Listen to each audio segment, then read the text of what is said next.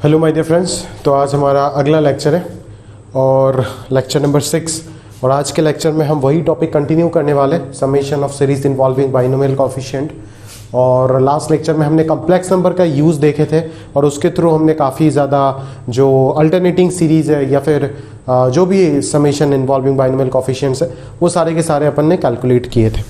तो आज के लेक्चर में हम अगला टाइप स्टार्ट करने वाला है और वही उसी टाइप में जो एग्जैक्टली आपको सिग्मा नोटेशन हो गया या फिर आपका डिफरेंशिएशन इंटीग्रेशन हो गया, उन सब का एप्लीकेशन प्रॉपर्ली देखने को मिल जाएगा। सीरीज भी किस तरीके से चेंज हो रहा है देखिए। अभी भी C1 C2 C3 binomial coefficient के ऊपर स्क्वायर अभी भी नहीं लगा, वो लगेगा अगले टाइप में जाकर के, ठीक है। अभी भी उसके ऊपर स्क्वायर नहीं लगा। स्क्वायर लगना और product of two different binomial coefficient एक ही बात है, तो वो अगले टाइप में आपको मिलेगा। पहले टाइप में आपको मिला था पावर सारे के सारे 1, यहाँ पे भी पावर सारे के सारे 1। बट पहले टाइप में क्या हुआ था, कोएफिशिएंट या तो 1 या -1 था। बट अब की बार कोएफिशिएंट यहाँ पे देखो चेंज हो गया। कहीं पे 1 स्क्वायर 2 स्क्वायर 3 स्क्वायर इस तरीके से दिख रहा है, तो कहीं पे 1 इंटू 2 2 इंटू 3 इस तरीके से दिख रहा है, या फिर अगर कहीं पे आप देखना चाहते हो 1 - 3 5 इस तरीके से दिख रहा है, ठीक है ना। अभी कोएफिशिएंट चेंज हुआ बस, ठीक है। तो अगर कोएफिशिएंट चेंज हुआ तो अपने को अपना जो थॉट है अकॉर्डिंगली किस तरीके से चेंज करना पड़ेगा, उस चीज को अपने को समझना है सबसे पहले। तो चलिए स्टार्ट करते हैं, है ना। यहाँ पे मैंने बहुत सारे वैरायटी के प्रॉब्लम्स ले रखा है जहाँ पे डिफरेंशिएशन इंटीग्रेशन अलग अलग प्रकार के रोल जो है वो आपको देखने को मिलेगा। बात समझ आ रहा है? तो चलिए स्टार्ट करते हैं। एक इंटरेस्टिंग टॉपिक है ना, और इसको डिटेल में समझने का प्रयास करते हैं। सबसे पहला पार्ट जो आपको दिख रहा होगा यहाँ पे, वो क्या दिख रहा होगा देखिए जरा। C0 plus 3C1 plus 3 square C2 plus dot dot dot dot, यहां से कहां तक चलेगा, 3 पावर n Cn तक चलेगा। क्लियर है? समझ में आया? तो जरा ध्यान से देखिएगा, C0 का मतलब क्या होगा। वही मैं ये सारे के सारे जहां पे भी एक्सपांशन नहीं दिया है उस जगह पे 1 + x होल पावर n ही अपन कंसीडर करने वाले, उसका टेंशन आप मत लो। सही बात है, 1 + x होल पावर n। अगर दिया हुआ है तो आप मान लो तो अच्छी बात है, अगर नहीं दिया है तो आप मान लो 1 + x होल पावर n। बात समझ आ रहा है? चलिए तो यहाँ पे देखते हैं थॉट कैसे जनरेट करेंगे। ये क्या है आपका NC0 प्लस 3 इंटू NC1, या फिर ऐसे लिख सकते हैं ना इसको, NC1 इंटू 3 लिख देते हैं, है ना। फिर क्या दिख रहा है आपको, NC2 into 3 square plus NC3 into 3 cube, ठीक है। ऐसे ही चलता गया कहां तक, NCn इंटू 3 पावर n तक।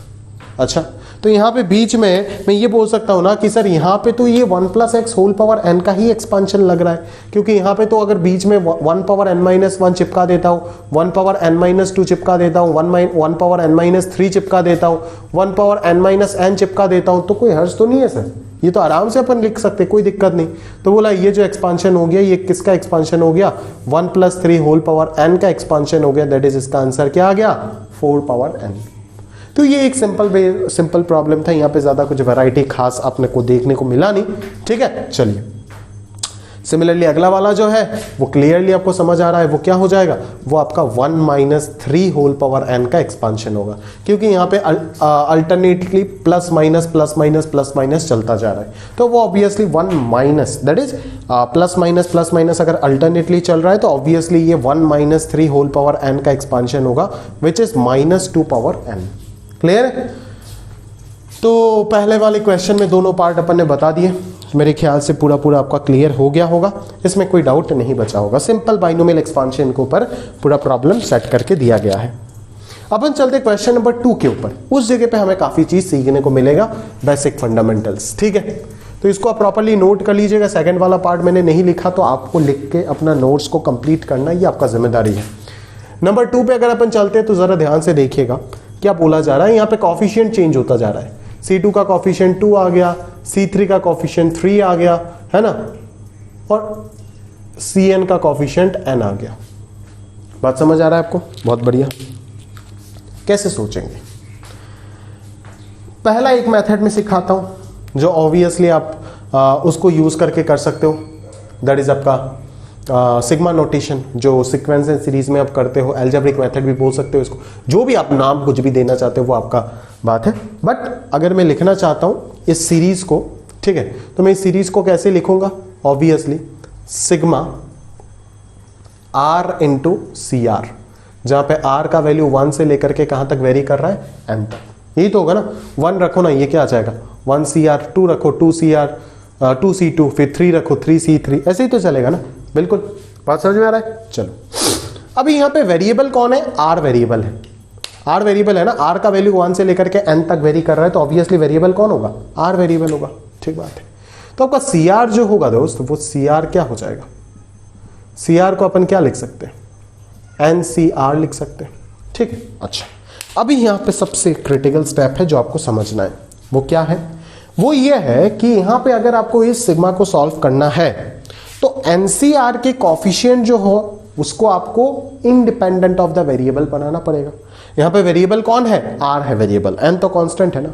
तो अगर इस r को यहां से गायब करना है, यहां पे अगर मेरे को कांस्टेंट चीजें लेकर के आना है, तो मैं क्या कर सकता हूं, उसी चीज को सोचना है आपको।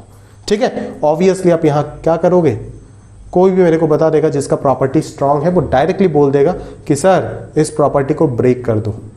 किस में ब्रेक कर दो सर, इसमें ब्रेक कर दो। दोनों पावर से अगर एक एक कम हो जाता है तो यहाँ पे n/r आ जाएगा। जानते हो ये प्रॉपर्टी ऑफ बाइनोमियल कोएफिशिएंट। तो जैसे ये n/r आ गया तो ये r कैंसिल हो जाएगा, खत्म। तो n तो कांस्टेंट है ना, n तो कांस्टेंट है, r वेरी कर रहा है 1 से n तक, n तो कांस्टेंट है। और अगर ये कांस्टेंट है तो कांस्टेंट को मैं सिग्मा से बाहर निकाल के लेके आ सकता हूँ। बिल्कुल, क्योंकि 1 × x 2 × x plus 2 × x² plus 2 × x³ यहाँ से 2 को तो बाहर निकाल के लेके आ सकते हो ना, कॉमन ले सकते हो। तो उसी थॉट से आप ये डायरेक्टली बोल सकते हो कि कांस्टेंट टर्म ऑब्वियसली सिग्मा से बाहर आ जाएगा। ये सिग्मा नोटेशन का प्रॉपर्टी है जो अपन सीक्वेंस एंड सीरीज में पढ़ते हैं। तो ये n यहाँ से बाहर आ जाएगा, बिल्कुल सही। तो r का वैल्यू कहाँ से स्टार्ट हो जाएगा, अभी बोलो। अभी आपके अंदर क्या आ गया, अभी आपके अंदर n-1CR-1 आ गया। तो अभी भी अगर मैं यहाँ पे r का वैल्यू 1 से n लिख दूंगा तो गड़बड़ हो जाएगा, क्योंकि 1 अगर रखेंगे तब तो ये, अच्छा 1 पे ये वैलिड हो जाएगा, हाँ 1 पे वैलिड हो जाएगा, इस केस में वैलिड हो जाएगा। बट किसी किसी केस में आता है कि यहाँ पे ब्रेक करने के बाद अगर ये r-2 तक चला जाता तो उस वक्त मेरे को r का वैल्यू 2 से n तक लिखना पड़ता, क्योंकि r का वैल्यू अगर यहाँ पे अगर r-2 आ जाता है और r का वैल्यू 1 पुट कर देता हूँ तो -1 आ जाएगा। तो c के नीचे यहाँ पे तो -1 कभी आता नहीं, आप जानते हो हमेशा होल नंबर होता है ये वाला जगह। ठीक है। तो अकॉर्डिंगली आपको लिमिट्स चेंज करना पड़ता, बट यहाँ पे चेंज करने का कोई जरूरत नहीं है, क्योंकि यहाँ पे C1 से स्टार्ट हुआ। अगर C0 से स्टार्ट होता तो चेंज करना पड़ता। जो भी है जब क्वेश्चन आएगा बताया जाएगा अकॉर्डिंगली। तो r का वैल्यू 1 से यहाँ पे क्या होगा, n तक होगा।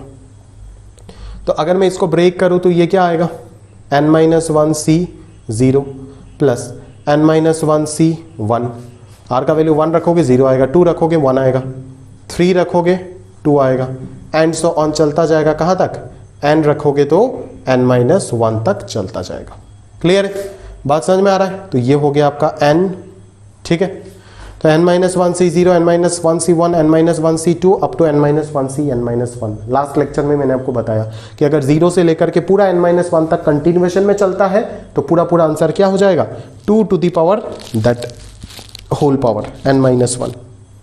अगर आधा आता है, हाफ सीरीज आता है, तो डिवाइडेड बाई 2 हो जाएगा, that is 2 to the power n-2 हो जाता। बट अब की बार तो आपके पास answer 2 to the power n-1 into n ही आएगा। क्लियर। तो ये हो गया आपका फाइनल आंसर। ठीक है। तो ये एक मेथड आपको सीखने को मिला जो काफी इफेक्टिव है ना। बात समझ में आया होगा आपको। क्लियर है। एक और थॉट मैं आपको सिखाता हूं, ठीक है, जो और भी अच्छा जरूर लगेगा आपको। ठीक है। चलो, सारे थॉट्स को सीख करके रखना पड़ेगा, ये नेसेसरी है। ठीक है। ये मेथड 1 मान लो, ये मेथड 2। ठीक है। ये मेथड 2 हमें अगर 1 + x पावर n का एक्सपांशन अगर कोई पूछता है तो हम क्या बोलेंगे, 1 + x होल पावर n का अगर एक्सपांशन बोला जाए तो वो हो जाएगा C0 + C1x + C2x² plus dot dot up to कहाँ तक, Cnx पावर n तक होगा। ठीक है। अच्छा, अभी आप अगर ऊपर में आपको जो चीज निकालने को बोला गया है उस चीज को अगर ध्यान से देखोगे तो देखोगे C2 के साथ 2 आया है, C3 के साथ 3 आया, Cn के साथ n आया, और यहाँ पे Cn के साथ x पावर n है। तो अगर Cn के साथ n चाहिए, C2 के साथ 2 चाहिए, तो ऑब्वियसली आपको क्या करना पड़ेगा, सोचो ना, इस चीज को x के रिस्पेक्ट में डिफरेंशिएट कर देना पड़ेगा। जैसे डिफरेंशिएशन करोगे ये 2 बाहर आ जाएगा, ये n बाहर आ जाएगा, ये 3 बाहर आ जाएगा, और फिर वेरिएबल का वैल्यू 1 पुट कर देना। समझ आ रहा है ना। तो वही थॉट होता है एग्जैक्टली कैलकुलस का। ठीक है। तो अपन अभी यहाँ पे क्या बोल सकते हैं ना, differentiating with respect to x। ठीक है। अगर डिफरेंशिएट कर दिया जाता है इसको x के रेस्पेक्ट में तो एग्जैक्टली यहाँ पे क्या आ जाएगा, n into one plus x whole power n minus one, C zero का डिफरेंशिएशन जीरो हो जाएगा, यहाँ पे c1 आएगा प्लस 2c2 इंटू एक्स आएगा plus 3c3 into x square आएगा। ऐसे करते करते करते करते n into x power n minus one आएगा। क्लियर है, समझ में आया ना। तो अभी अगर अब यहाँ पे आप आराम से x का वैल्यू 1 पुट कर दोगे तो आपका काम खत्म हो जाएगा। x का वैल्यू जैसे ही 1 पुट करोगे ये n into two power n minus one, और यहाँ पे c1 plus 2c2 plus 3c3 and so on चलते चलते कहाँ तक चलेगा, ncn तक चलेगा। बात समझ आ रहा है, ncn तक चलेगा। क्लियर है। तो ये हो गया आपका डिफरेंशिएशन कैलकुलस वाला मेथड, और इससे आप सिग्मा नोटेशन के मदद से बहुत ही आसानी से इसको सोच सकते हो। ठीक है। तो ये दोनों ही थॉट आपके दिमाग में पूरा पूरा सेट होना चाहिए। अगर नहीं है तो दिक्कत हो जाएगा, अगर है तो बहुत अच्छी बात है, क्योंकि कहाँ पे क्या यूज होगा तो आप बता नहीं सकते। सारे थॉट्स आपको पता जरूर होना चाहिए। क्लियर है। चलिए आगे बढ़ते हैं हम लोग। तो इसको आप नोट कर लीजिएगा प्रॉपरली, मैं इरेज कर रहा हूं। नेक्स्ट प्रॉब्लम में चलते हैं। नंबर 3 में देखो आपके पास एक्सपांशन ही आपको दे दिया गया। आपको क्या कर दिया गया, एक्सपांशन ही दे दिया गया। कंसीडरिंग दिस एक्सपांशन आपको बोल दिया गया, ठीक है, कि भाई आपको प्रॉब्लम सॉल्व तो करना है बट इस एक्सपांशन को कंसीडर करते हुए प्रॉब्लम सॉल्व करना है। That is 1 plus x square whole power n बराबर sigma a r x power r varies from 0 से ट्वाइस n। तो अगर मैं r का वैल्यू यहां पे पुट करते जाऊं तो ये आ जाएगा a0 plus a1 x plus a2 x square plus dot dot an या फिर a2n x पावर 2n। बात समझ में आ रहा है ना, क्लियर है। अच्छा, तो ये पार्ट है पूरा पूरा सीरीज, ठीक बात है, क्लियर है। अच्छा, तो अभी आपको बोला जा रहा है कि सिग्मा आर ए आर का वैल्यू निकालना है, जहां पे r इक्वल टू 1 से 2n है। पहले तो आपका ए आर नहीं था, यहां पे सी आर था। पहले वाले क्वेश्चन में सी आर को आप एनसीआर लिख दिए, एनसीआर को आप बाइनोमियल प्रॉपर्टी यूज कर दिए। बट यहां पे ए आर को तो आप एनसीआर नहीं लिख पाओगे ना, क्योंकि ये तो ट्राइनोमियल एक्सपांशन है। ये ट्राइनोमियल में आरथ टर्म जो है वो एनसीआर होगा, ऐसा तो जरूरी नहीं है ना, ठीक है। वो तो आप नहीं बता पाओगे, क्योंकि ट्राइनोमियल एक्सपांशन तो आप स्टडी नहीं किए ना, आप तो बाइनोमियल एक्सपांशन का जनरल टर्म जानते हो। क्लियर है। चलो, तो एज आप यहां पे ए आर को एनसीआर वगैरह नहीं लिख पाओगे, तो ऑब्वियसली सिग्मा नोटेशन से अगर इसको मैं सॉल्व करने गया तो थोड़ा सा क्रिटिकल हो जाएगा, ठीक है। तो फायदे का चीज क्या होगा, अगर आपको आर ए आर चाहिए, आपको चाहिए क्या, आपको चाहिए सिग्मा आर ए आर का वैल्यू 1 से लेकर के 2n तक। दैट इज आपको क्या चाहिए, आपको a1 चाहिए प्लस 2a2 चाहिए प्लस 3a3 चाहिए एंड सो ऑन चलते चलते जाना है कहां तक, twice n a twice n तक। बात समझ आ रहा है, यहां तक चाहिए आपको। तो वापस आपको क्लियरली दिख रहा है कि भाई ये 2 को पहले चाहिए, ये ट्वाइस एन पहले चाहिए, 3 पहले चाहिए, यहां पे 1 चाहिए। मतलब क्या, इस एक्सप्रेशन को डिफरेंशिएट कर दो ना सर एक्स के रिस्पेक्ट में, काम खत्म हो जाएगा, कोई दिक्कत ही नहीं है। बोला बिल्कुल सही। इसको अगर मैं डिफरेंशिएट कर देता हूं विथ रिस्पेक्ट टू एक्स तो उसी जगह पे एक ही झटके में काम निपट जाएगा। Differentiating with respect to x, ठीक है। तो अगर डिफरेंशिएट कर दिया जाए x के रेस्पेक्ट में तो ये क्या आ जाएगा, ये आ जाएगा this to the power n minus 1, ठीक है, into derivative of box, into derivative of क्या, बॉक्स। तो डेरिवेटिव ऑफ बॉक्स का अगर मैं बात करूं तो ये आ जाएगा 1 प्लस 2x। बात समझ में आ रहा है ना, n into box to the power n minus 1 into derivative of box कितना आ जाएगा, 1 प्लस 2x। बात समझ में आया। अभी a0 का डिफरेंशिएशन तो 0, a1x का डिफरेंशिएशन a1 आ जाएगा प्लस a2 x स्क्वायर का डिफरेंशिएशन आ जाएगा twice a2 into x plus a3 x cube का डिफरेंशिएशन आ जाएगा 3a3 into x square plus dot dot twice n a twice n x to the power twice n minus 1। बात समझ में आया ना, क्लियर है। तो ये आ जाएगा आपके पास एग्जैक्ट डिफरेंशिएशन करने के बाद जो भी चीज कहानी आया ये आपके सामने है। अभी अगर आपको ये चाहिए तो ऑब्वियसली आप यहां पे x का वैल्यू 1 पुट करोगे, आंसर आ जाएगा, ठीक है ना। अगर आप यहां पे x का वैल्यू 1 पुट कर देते हो तो ये वाला सिग्मा जो है उसका आंसर आ जाएगा ना आपके पास। r का वैल्यू 1 से 2n आर, ये आंसर आपके पास क्लियरली दिख जाएगा। 1 रख दो यहाँ पे, कितना आ जाएगा n into 3 to the power n minus 1, और यहाँ पे अगर 1 रख देंगे तो ये 3 आ जाएगा, तो इसका आंसर कितना आ जाएगा n 3 पावर n। बात समझ में आया। और अगर मैं x का वैल्यू -1 यहाँ पे रख देता हूँ, x का वैल्यू अगर -1 रख देता हूँ तो ये कितना आ जाएगा सिग्मा r का वैल्यू 1 से 2n, ठीक है। ऑब्वियसली सेकंड वाला आ जाएगा -1 power r minus 1 into a r आएगा, ठीक है।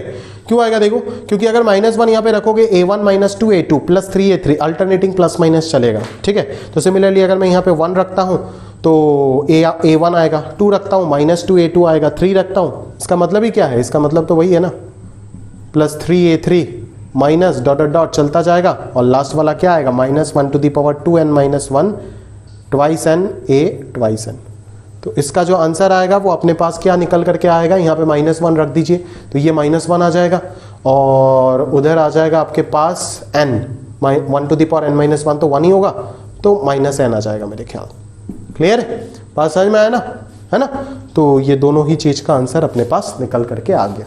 तो यही है प्रैक्टिकल आपका डिफरेंशिएशन का एप्लीकेशन दोस्त, समझ आ रहा है ना। इसी तरीके से आप डिफरेंशिएशन का मदद से एक प्रॉब्लम को पूरा अच्छे से सॉल्व कर पाओगे। बात समझ में आ रहा है, क्लियर है। चलो अभी हम आगे के प्रॉब्लम्स में चलते हैं, और अच्छे से चीज़ों को समझने का प्रयास करते। चलिए देखिए, तो ये बेसिक डिफरेंशिएशन का क्वेश्चंस था कुछ जो मैंने आपको अच्छे से बता दिया। अभी आगे और 2-3 क्वेश्चन देखते, और कुछ वैरायटी आपको ज़रूर मिलेगा यहाँ पे। क्लियर है, चलो तो इसको मैं इरेज कर रहा हूं, इसको हम इरेज कर रहे हैं, एंड देन अपन कहानी को समझने वाले हैं अकॉर्डिंगली। देखते चलिए, अगर मैं यहां पे बात करूं नेक्स्ट क्वेश्चन का, दैट इज प्रॉब्लम नंबर 4 का, तो प्रॉब्लम 4 में क्या बोला गया है जरा ध्यान से देखिएगा। 1 into C0 plus 2C1 plus 3C2 plus dot dot dot n plus 1 Cn, n plus 1 Cn, ठीक है। बहुत बढ़िया, क्लियर है, बहुत बढ़िया दोस्त। अभी अगर मैं यहां पे सोचूं तो पहले तो C2 के साथ 2 था, अभी C1 के साथ 2 आ गया, मतलब अभी हमें दिमाग खेलना पड़ेगा, ठीक है। पहले हम जनरली कर लेते सिग्मा नोटेशन से, देन अपन क्या करेंगे, डिफरेंशिएशन भी यूज करेंगे, कोई दिक्कत नहीं। आराम से क्लियरली, जैसे सोचने के लिए मजबूर कर रहा हूं ना आपको, वैसे ही सोचते जाओ, पूरा टॉपिक ग्रिप में आ जाएगा, चिंता ही मत करो। अगर मैं सिग्मा नोटेशन का बात करूं तो इसी सीरीज को मैं क्या लिखूंगा, सिग्मा CR, ठीक है। और ऑब्वियसली आप देख रहे होंगे नीचे जितना है कॉफिशिएंट जो है उससे 1 ज्यादा है, तो अगर मैं यहां पे CR लिखता हूं तो इस जगह पे ऑब्वियसली R प्लस 1 आ जाएगा, और वही R का वैल्यू कहां से वेरी करेगा, आपकी बार 0 से स्टार्ट हुआ है, 0 से कहां तक जाएगा, Cn तक जाएगा। बात समझ में आ रहा है, क्लियर है। तो इसको मैंने सिग्मा नोटेशन में कन्वर्ट कर दिया इस फॉर्मेट में। अभी अगर मैं इसको ब्रेक कर दूं तो R प्लस 1 से तो अपने को कोई मतलब है नहीं सर, तो इसको मैं ब्रेक कर देता हूं इस तरीके से, R into NCR plus 1 into NCR को अलग कर देता हूं। इस तरीके से अपन कर सकते हैं, बिल्कुल कर सकते हैं, कोई दिक्कत नहीं बोला। चलिए इसको अगर अपन सॉल्व करें तो इसको तो थोड़ी देर पहले मैं आपको सॉल्व करा चुका हूं, ना। इस चीज को मैं क्या लिख दूंगा, यहां से n बाई आर आ जाएगा, तो आर आर कैंसिल होकर n बाहर आ जाएगा, ठीक है। और ये आ जाएगा n माइनस 1 CR माइनस 1। अभी अगर देखो आप r का वैल्यू 0 से चालू करोगे तो गड़बड़ हो जाएगा, 0 से चालू करोगे तो यहाँ पे 0 रखने के बाद ही -1 आएगा, तो ऑब्वियसली अभी r का वैल्यू कहां से शुरू होना चाहिए, अगले लाइन पे 1 से लेकर के n तक जाना चाहिए, ठीक है। एक टर्म कम हो गया। इधर अगर मैं बात करूं तो ये आपका क्या है, r का वैल्यू 0 से n तक लिख लीजिए, अगले लाइन पे लिख देना, तो ये कितना हो जाएगा, ये हो जाएगा n माइनस 1 C0 प्लस 1 का 1 डालिए ना, n minus 1 C1 and so on चलता जाएगा कहां तक, n माइनस 1 Cn माइनस 1 तक। और अगर मैं इसको सिंप्लीफाई करना चाहता हूं तो ये कहां से कहां तक जाएगा, NC0 NC1 यहां से लेकर के NCn तक चलेगा। आ रहा है बात समझ में। ये क्या हो जाएगा, पूरा एंटायर समेशन, ये हो जाएगा 2 to the power n minus 1, और इसका अगर मैं बात करूं तो ये कितना आ जाएगा, 2 टू द पावर n आ जाएगा। 0 से n तक अगर समीशन देखूं तो 2 पावर n आ जाएगा, और ये 0 से n-1 तक 2 पावर n-1 आएगा। तो ये हो गया आपका पूरा पूरा समीशन। क्लियर है, समझ में आया? बहुत बढ़िया, बहुत बढ़िया दोस्त। तो ये हो गया आपका फाइनल आंसर जो आपने सिग्मा नोटेशन की मदद से कर दिया। r+1 आया था, उसको स्प्लिट कर दिया, आराम से आ गया। अब ये अगर डिफरेंशिएशन से इसी प्रॉब्लम को करने जाओगे तो कैसे सोचोगे? सोच के देखो एक बार। 1 + x होल पावर n को लिख सकते c0 + c1x + c2x square plus dot dot cnx power n तक। ठीक है, बहुत बढ़िया। अभी अगर मैं डायरेक्टली डिफरेंशिएट करता हूं तब तो 2c2 आ जाएगा, बट मेरे को अभी जो 2 है वो 2 किसके साथ चाहिए? c1 के साथ चाहिए। तो अभी अगर मेरे को c1 के साथ 2 चाहिए तो ऑब्वियसली सोचना दोस्त क्या करना है, एक और x से दोनों तरफ मल्टीप्लाई कर देते हैं ना, ताकि यहां पे x स्क्वायर आ जाए, और फिर अगर डिफरेंशिएट कर दूंगा तो ये 2 जो है वो किसके साथ आ जाएगा? c1 के साथ आ जाएगा। समझो मेरी बात? ऐसे ही एग्जैक्टली आपको सोचना पड़ेगा दोस्त। ठीक है, इस तरीके से अगर आप सोचते जाओगे तो कोई दिक्कत ही नहीं होगा। बोलो c0x + c1x square plus c2x cube plus dot dot क्या आ जाएगा? cnx power n+1। गजब लेवल में पूरा क्लियर हो गया मेरे ख्याल से। बाकी आप बताओ। अभी अगर मैं इसको डिफरेंशिएट कर देता हूं x के रेस्पेक्ट में तो ये कितना आ जाएगा? x इंटू इसका अगर डिफरेंशिएशन कर देंगे तो n into 1 + x whole power n-1 plus 1 + x whole power n into x का डेरिवेटिव 1 हो जाएगा। क्लियर है? और इस चीज का डिफरेंशिएशन का अगर मैं बात करूं तो ये आ जाएगा c0 + 2c1x + 3c2x square plus dot dot n+1 cnx power n। ठीक है, इस तरीके से आ गया, डिफरेंशिएट हो गया। अभी आपको चाहिए क्या? अभी आपको चाहिए क्या? है ना, अभी आपको चाहिए क्या? 1 × c0 + 2 × c1 + 3 × c2 आ चुका है ना। बस खत्म, यहाँ पे x का वैल्यू 1 डाल दीजिए, काम खत्म। क्या आ जाएगा यहाँ पे? n × 2 power n-1 plus 2 power n। ये देखिए वही आंसर आ रहा है। और RHS कितना आ जाएगा? c0 + 2c1 + 3c2 and so on चलता जाएगा n+1 cn तक। समझ में आ रहा है क्या? क्लियर है? खत्म, बहुत ही आसानी से हो गया। बात समझ में आ रहा है ना? तो ये जो एग्जैक्ट फील है ना वो आपको आना पड़ेगा। पहले तो प्रॉब्लम समझना पड़ेगा, और दूसरी बात है कि खुद से भी प्रैक्टिस करना पड़ेगा अननोन क्वेश्चंस को, तभी जाके ये परफेक्ट फीलिंग आएगा। अदरवाइज इतना जल्दी नहीं आएगा ये फीलिंग कि आप कहीं पे देखोगे x से मल्टीप्लाई कर रहे हैं तो कहीं पे कुछ रिप्लेस कर रहे हैं, कुछ भी कर रहे हैं, तो वो एग्जैक्टली पूरा रिजल्ट को देख के हम लोग सोचते हैं कि इस रिजल्ट को लाने के लिए हमें क्या चेंजेस करना पड़ेगा ताकि डिफरेंशिएशन या फिर इंटीग्रेशन करने के बाद वो कहानी आ जाए। ऑब्वियसली इंटीग्रेशन कहां पे होगा? ये सब सारे क्वेश्चन में होगा जहां पे डिनोमिनेटर में चीजें आ रहा, मतलब कॉफिशिएंट जो है वो 1 से छोटा है, क्योंकि इंटीग्रेट x पावर n का होने के बाद आप जानते ही हो क्या होगा, x power n+1 divided by n+1 आ जाएगा। ठीक है, तो एग्जैक्ट फील आना चालू हो जाएगा। प्रॉब्लम करते जाओ, मेरे साथ साथ चलते जाओ, पूरा मस्त तरीके से बोला, एकदम चीजें क्लियर हो जाएगा। समझ आ रहा है?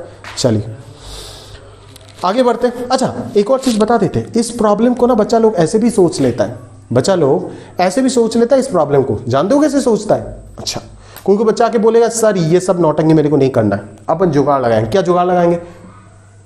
वो बोलेगा कि सर ये लो मेरा मेथड 3 लो, मेरे से भी एक मेथड ले जाओ सर, खाली हाथ क्यों जाना है घर।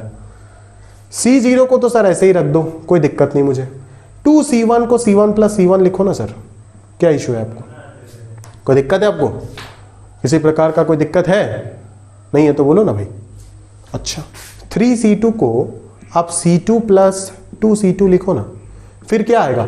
4c3 आएगा। 4c3 को c3 + 3c3 लिखो।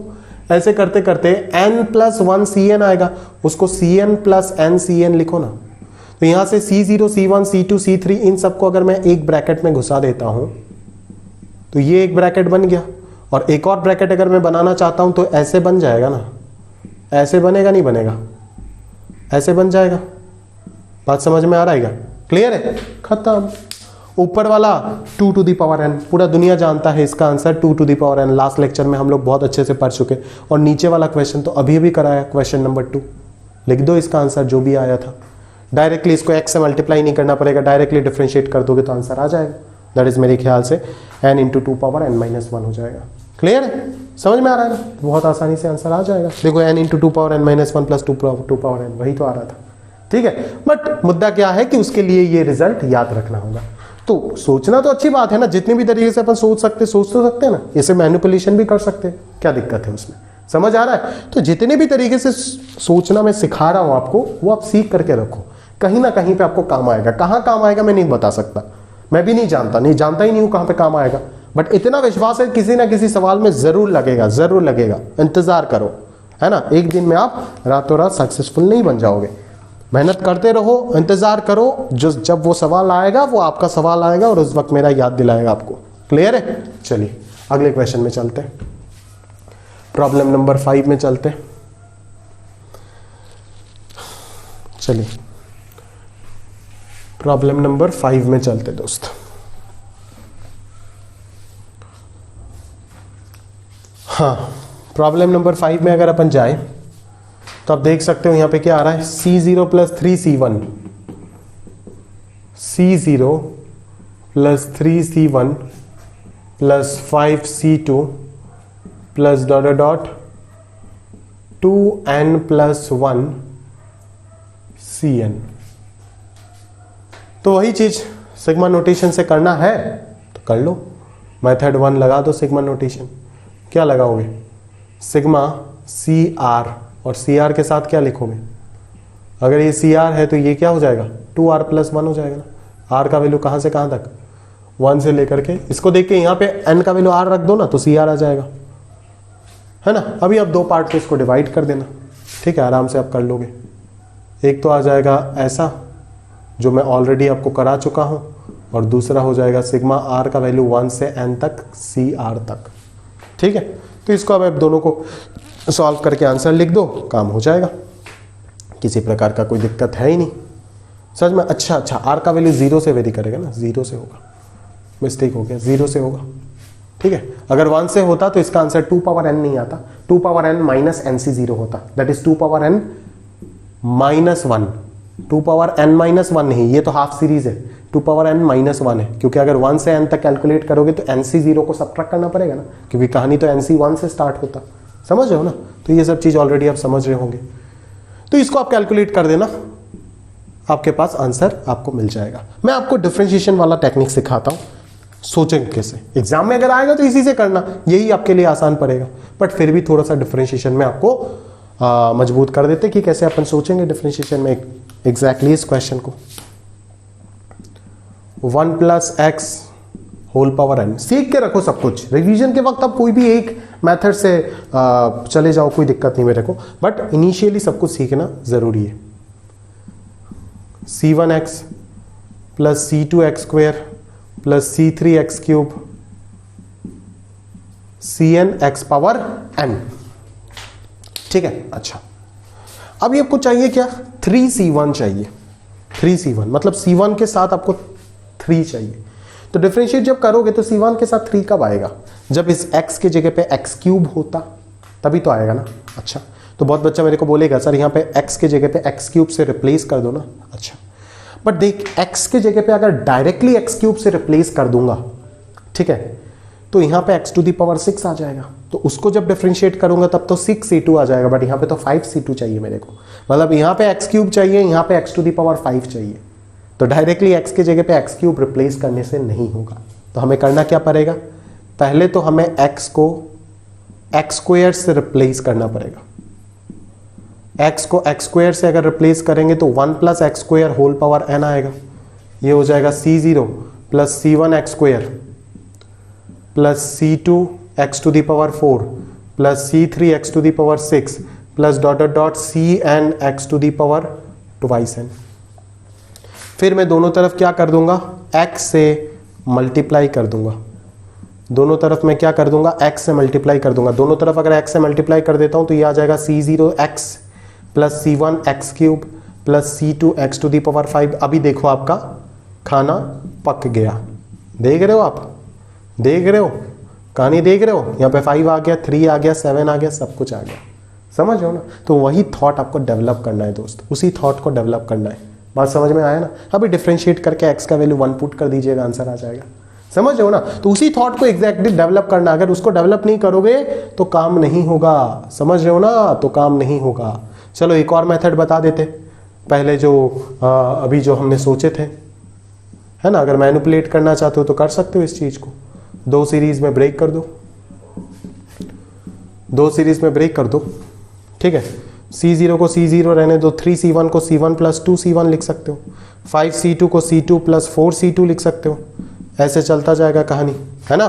2n प्लस 1 CN को CN प्लस 2n CN लिख सकते हैं। तो एक सीरीज तो यहां से बन जाएगा C0 plus C1 plus C2 dot dot CN, और दूसरा अगर 2 कॉमन आ गया तो वो बन जाएगा 2 कॉमन आने के बाद बन जाएगा C1 प्लस 2C2 प्लस अगला 6C3 आएगा, है ना। तो 3C3 plus dot dot dot NCN। तो ये आप भी आप जानते हो कैसे निकालते, क्योंकि ऑलरेडी ये हम नंबर 2 में कर चुके हैं और ये तो सबको पता है 2 पावर n होता है। बात समझ में आया ना। तो इस तरीके से भी कर सकते हो, ठीक है। मल्टीपल अप्रोचेस है आपके पास, कुछ भी आप अपना सकते हो, कोई दिक्कत नहीं बोले। बात समझ में आ रहा है ना। अभी चलते अगला problem, that is problem number 6 में।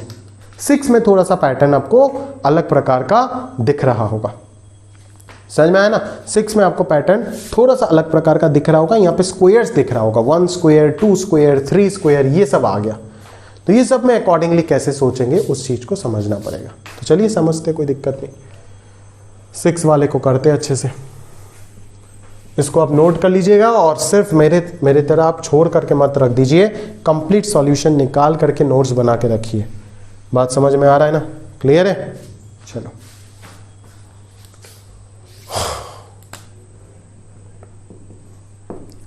देख लो, 1 square C1 plus 2 square C2, 1 square C1 plus 2 square C2 plus 3 square C3 plus dot dot n square CN। बात समझ में आया क्या, क्लियर है। अच्छा, अगर मैं मेथड 1 का बात करूं तो इसी चीज को अपन क्या कर देंगे, सिग्मा r स्क्वायर CR लिख सकते हैं, वही तो आ रहा है ना। r का वैल्यू 1 से n तक वेरी कर रहा है, r स्क्वायर CR लिख सकते हैं। अभी r अगर आता तब तो अपन बहुत आसानी से इसको निपटा देते। r सिर्फ अगर r आता तब तो मैं उसको बहुत आसानी से हल निकाल देता, उसका कोई दिक्कत नहीं होता बोला। बट अगर r स्क्वायर आया तो उस r स्क्वायर को अपन क्या करेंगे समझना पड़ेगा, ठीक है। r स्क्वायर को हम लोग क्या करेंगे उस चीज को समझना पड़ेगा। तो सोचो जरा, r स्क्वायर को क्या करोगे यहाँ पे। अगर NCR को आप n बाई r लिखते हो तो एक एक r कैंसिल हो जाएगा, होगा ना, एक एक r कैंसिल होगा। तो थोड़ा सा यहाँ पे अच्छा चीज बन गया। तो एक बार लिख के देखते हैं, r स्क्वायर, इसको मैं n by r into n minus 1c r minus 1। तो एक r के साथ कैंसिल हुआ और यहाँ से r का वैल्यू 1 से n तक आया, है ना। और यहाँ पे r हो गया, मान लो इस n को, ये जो कांस्टेंट n है इसको बाहर निकाल देते और ये n minus 1c r minus 1 आएगा। बात समझ में आ रहा है ना, क्लियर, बहुत बढ़िया। तो ये आपके पास क्या दिख रहा था, r दिख रहा है। ये क्या दिख रहा है आपको, r दिख रहा है। बात समझ में आया ना, क्लियर है। चलो, तो अभी अगर मैं इसको वापस वही प्रॉपर्टी लगा देता हूं, n minus 1 by r minus 1 into n minus 2 C r minus 2, एक और डिफरेंस में लेके चले जाते हैं और n minus 1 by r minus 1। तो r और r माइनस 1 तो कैंसिल नहीं होगा ना, तो कुछ फायदा होगा हमारे को, नहीं होगा, कोई फायदा नहीं होगा। तो उसी जगह पे हमें सोचना क्या होगा कि पहले यहाँ पे r माइनस 1 बनाना पड़ेगा। तो r माइनस 1 कैसे बनाए, ऑब्वियसली r माइनस 1 कैसे बनाए, यही इंपॉर्टेंट स्टेप है। आप इसको क्या करो, आप r को r माइनस 1 प्लस 1 लिख सकते हो ना, इसमें तो कोई दिक्कत नहीं होगा। होगा क्या कोई दिक्कत, बिल्कुल नहीं होगा। बात समझ में आ रहा है ना। तो ये क्या हो जाएगा, ये हो जाएगा r minus 1 into n minus 1 सी r minus 1 plus 1 into n minus 1 सी r minus 1, 1 into n minus 1 सी r माइनस 1। बात समझ में आ रहा है, क्लियर है। चलिए आगे अगर अपन बात करें तो क्या बात करेंगे, आगे अगर अपन बात करें तो क्या बात करेंगे। अभी अगर मैं इसको ब्रेक करता हूं तो बिल्कुल ये काम का होगा। अभी अगर आप इसको ब्रेक करते हो तो बिल्कुल ये काम का होगा। और ये तो आपका सीरीज बन गया ना, n माइनस 1 सी 0 से n minus 1 2 power n minus 1 बन जाएगा। बात समझ में आ रहा है, क्लियर है। अच्छा, अभी ये दोनों कैंसिल हो जाएगा, अब ये दोनों कैंसिल हो जाएगा, तो r का वैल्यू यहाँ से 2 से होना चाहिए, नहीं तो ये एग्जिस्ट नहीं करेगा। 1 पे तो ये 0 हो जाएगा ना, 1 - 1 0 हो जाएगा और ये भी नेगेटिव हो जाएगा। तो ऑब्वियसली यहाँ से n-1 बाहर आ गया। सिग्मा r का वैल्यू 2 से n तक n-2 CR-2 plus 2 power n-1 हो गया। बात समझ आ रहा है? तो ये n इंटू n-1 और इस सीरीज का आंसर क्या होगा, n-2 C 0 से n-2 C n-2 तक हो जाए, मतलब 2 पावर n-2 हो जाएगा। और यहाँ पे n into 2 power n-1, this will be your final answer. ठीक है, चलो, तो ये तो आपको एक एक्स्ट्रा नया कंसेप्ट सीखने को मिला। यहाँ से यहाँ तक जो इंपॉर्टेंट स्टेप है उस चीज को आप एक और थॉट के हिसाब से अपना दिमाग में जरूर फिट करके रखो। अभी इंपॉर्टेंट बात आया कि अगर मैं इसको डिफरेंशिएशन की मदद से करने जाऊं, प्रॉब्लम नंबर 6 को अगर अपन डिफरेंशिएशन की मदद से करने जाए तो अपन कैसे करेंगे एग्जैक्टली। ठीक है, चलिए देखो, अगर डिफरेंशिएशन की मदद से करने जाऊं तो ये चीज एग्जैक्टली जनरेट कैसे करेंगे उस चीज को समझते हैं, उस चीज को समझते हैं। 1 + x whole power n C0 plus C1x plus C2x square plus dot dot dot Cn x power n। ठीक है, समझ में आ रहा है? चलो, तो देखो आपको यहां पे 1 स्क्वायर C1 चाहिए, 2 स्क्वायर से पहले तो C0 का कोई जरूरत नहीं है, तो C0 को पहले हटाते हैं पिक्चर से। तो C0 को पहले हटाने के लिए क्या करना पड़ेगा, पहले एक आध बार डिफरेंशिएट कर देते, डिफरेंशिएट पहले ही कर देते एक आध बार। तो ये कितना आ जाएगा, n into 1 + x whole power n-1 equal to C1 plus 2 C2x plus 3 C3x square plus dot dot dot n into Cn x power n-1। ये आ गया। अभी आपको C3 के साथ 3 नहीं चाहिए, C2 के साथ 2 नहीं चाहिए, आपको C2 के साथ 2 स्क्वायर, C3 के साथ 3 स्क्वायर चाहिए। तो C3 के साथ 3 स्क्वायर कब मिलता, जब यहाँ पे x³ होता, तो एक और बार डिफरेंशिएट कर देते तो आ जाता। यहाँ पे x स्क्वायर होता, यहाँ पे x होता, तो उसी जगह से आपको समझ में आता है सर कि इस चीज को एक और बार मल्टीप्लाई करो ना x से, इसको एक और बार मल्टीप्लाई कर दो ना x से, और इसको एक और बार मल्टीप्लाई करने के बाद आप डिफरेंशिएट करो ना, तो आपका कहानी सॉल्व हो जाएगा ना सर। ये देखो, समझ रहे हो आप? तो एग्जैक्टली जैसे मैं सोच रहा हूं उसी अंदाज में आपको सोचना पड़ेगा दोस्त। अभी आप इसको डिफरेंशिएट करो, है ना? ऐसे ऐसे नहीं होना चाहिए कि मैं सिर्फ स्टेप्स बताता जा रहा हूं, आप इसको रटते जा रहे हो। आपको फील करना पड़ेगा कि क्यों सर ऐसे कर रहे हैं। पहले ऊपर वाले में C0 नहीं है, तो C0 को हटाने के लिए पहले मैं बिना सोचे डिफरेंशिएट कर दिया। डिफरेंशिएट करने के बाद अपन सोच रहे हैं कि अच्छा यहाँ पे 2 स्क्वायर, यहाँ पे 3 स्क्वायर चाहिए। वो कब होता, जब यहाँ पे x³ x स्क्वायर आता तो एक और बार डिफरेंशिएट कर देता। तो x³ x स्क्वायर अगर नहीं है तो x से मल्टीप्लाई करने से ही तो आ जाएगा। समझ लो मेरी बात, मल्टीप्लाई कर दो, आ गया, उसके बाद डिफरेंशिएट कर दो। तो ये तो आपका n है, कांस्टेंट है, बाहर आ गया। यहाँ पे प्रोडक्ट रूल लग जाएगा ना, x है ना, एक को कांस्टेंट रखो, दूसरे को डिफरेंशिएट करो, n-2 प्लस अगला वाला क्या होगा, 1 + x होल पावर n-1 रह जाएगा और x का डिफरेंशिएशन 1 आएगा। और फिर यहाँ पे कितना आ जाएगा, इस इधर का differentiation C1 plus 2 square C2 into x plus 3 square, एक और 3 आएगा ना, 3 square C3 into x square plus dot dot n square Cn into x to the power n-1। बात समझ में आ रहा है? क्लियर है? अभी आप x का वैल्यू 1 डाल दीजिए, आ जाएगा आपके पास आपका आंसर। क्लियर है? x का वैल्यू 1 डाल दीजिए ना, देखिए उधर के साथ मैच हो जाएगा, n इंटू 2 पावर n-1 और n into n-1 into 2 power n-2। बिल्कुल बिल्कुल समझ में आ रहा है? क्लियर है? तो मेरे ख्याल से यार आप बहुत ही बढ़िया तरीके से आप चीज़ों को अच्छे से समझे होंगे और अभी आपको थोड़ा बहुत आइडिया लग गया होगा। ठीक है, तो ज़रूर मैं चाहूँगा कि 7 नंबर जो क्वेश्चन है, लगातार 6 क्वेश्चन मैंने करके दिया, नंबर 7 तो ज़रूर आपका होमवर्क बनना चाहिए और आपसे ये होना चाहिए। अगर मैं जनरल टर्म लिखने का बात करूँ तो 1 इंटू 2, 2 इंटू 3, 3 इंटू 4, ये सब में जनरल टर्म तो लिखना आना ही चाहिए ना आपको। आप CR के साथ क्या लिखोगे, यहाँ पे R लगाओगे तो अगले वाले पे R+1 लिख दोगे। बात समझ में आया ना? ठीक है, तो अभी आप R का वैल्यू 1 से अगर n तक पुट करते हो तो ये क्या आएगा, 1 into 2 plus 2 into 3 plus 3 into 4, फिर n जब डालोगे तो n इंटू n+1, ये हो जाएगा जनरल टर्म। तो जनरल टर्म लिखना ऑलरेडी आप सीक्वेंस एंड सीरीज में सीख चुके हो। तो इसको अगर अपन ब्रेक करेंगे तो एक बार आर स्क्वायर सी आर आ जाएगा और एक बार आर सी आर आ जाएगा। तो आर सी आर को तो सॉल्व करना पहले ही सिखा दिया ऑलरेडी, और आर स्क्वायर सी आर को कैसे सॉल्व करते हैं वो तो इसी प्रॉब्लम में सिखा दिया। तो बिल्कुल आप इसको आराम से कर सकते हो, ठीक है। तो अगर जनरल टर्म लिखना आपके लिए बहुत आसान हो रहा है तो आप जनरल टर्म के थ्रू ही प्रॉब्लम को सॉल्व करने के लिए जाओ, आराम से एक झटके में प्रॉब्लम आपका सॉल्व हो जाएगा। तो अभी कुछ बेसिक प्रॉब्लम्स हम लोग करके ऑलरेडी देख चुके हैं कि किस तरीके से हम बेसिक सिग्मा नोटेशन या फिर डिफरेंशिएशन को यूज करके इस तरीके का बाइनोमियल सीरीज जो है, सीरीज इन्वॉल्विंग बाइनोमियल कॉफिशिएंट का समेशन निकाल सकते हैं, जब कॉफिशिएंट अलग अलग दिया जाएगा और पावर 1 रहना पड़ेगा। अगर पावर आपका 1 से ज्यादा हो जाता है तब अलग थॉट आएगा, जो कि हम अगले लेक्चर में या फिर इसी लेक्चर में आखिरी में लगभग स्टार्ट होगा। चलो बात समझ में आ रहा है, क्लियर है? तो चलिए एक पॉज लेकर के थोड़ा सा रेस्ट लेके मैं आगे रिमेनिंग क्वेश्चंस डिस्कस करना स्टार्ट करता हूं, क्योंकि एक साथ इतने सारे क्वेश्चन डिस्कस करना पॉसिबल नहीं है, थक जाता हूं यार, ठीक है। तो काफी देर हो चुका है, मैं एक आध पॉज लेके स्टार्ट करता हूं, वापस क्वेश्चन नंबर 8 से चालू करूंगा और रिमेनिंग क्वेश्चंस एक साथ करके दूंगा। तो चलिए स्टार्ट करते हैं एक और अगला प्रॉब्लम, जहां से भी अपन खत्म किए थे, 7 तक किए थे, 8 से स्टार्ट करते चलिए, है ना।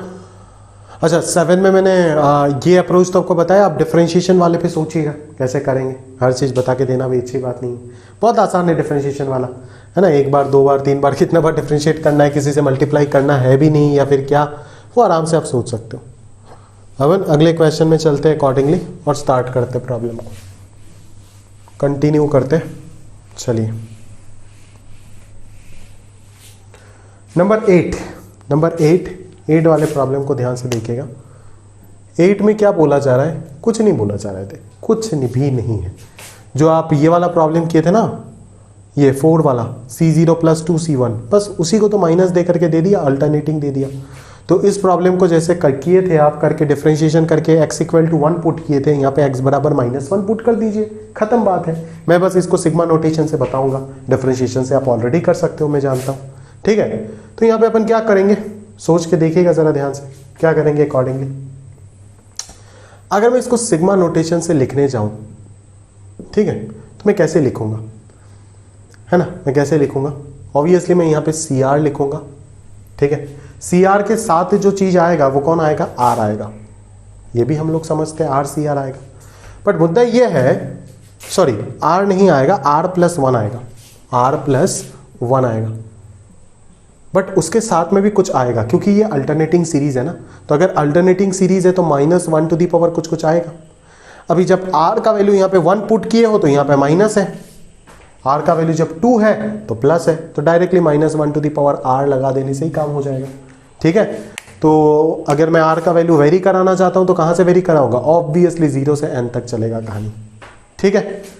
तो मेरे हिसाब से पूरा चीज आपको क्लियर हो गया होगा कि इस सीरीज को हमने सिग्मा नोटेशन में कन्वर्ट कैसे किया, क्योंकि पहला काम हमारा क्या है, सिग्मा नोटेशन में कन्वर्ट करना, देन आपको सिग्मा नोटेशन सॉल्व करना है अकॉर्डिंगली, क्लियर है। चलो तो कन्वर्शन वाला पार्ट हो चुका है, जनरल टर्म, है ना, और इसका ट्रिक भी मैंने आपको बता चुका हूं। डायरेक्टली nth टर्म में n का वैल्यू r के इक्वल रख दो तो rth टर्म जो है वो मिल जाएगा, ठीक बात है।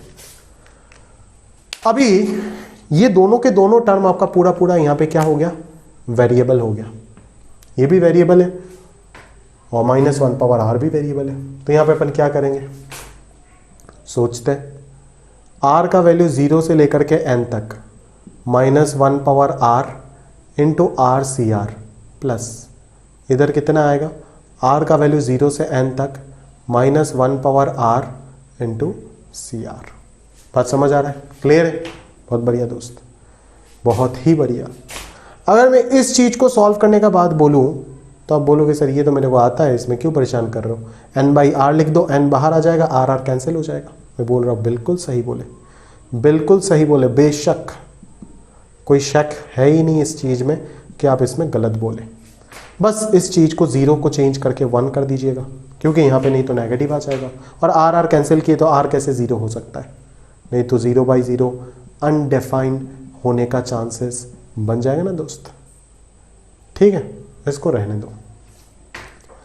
अभी जरा ध्यान से देखो दोस्त, आप अभी ध्यान से देखो, है ना, अभी ध्यान से देखो कि सॉरी यहाँ पे तो -1 पावर r है, ठीक है।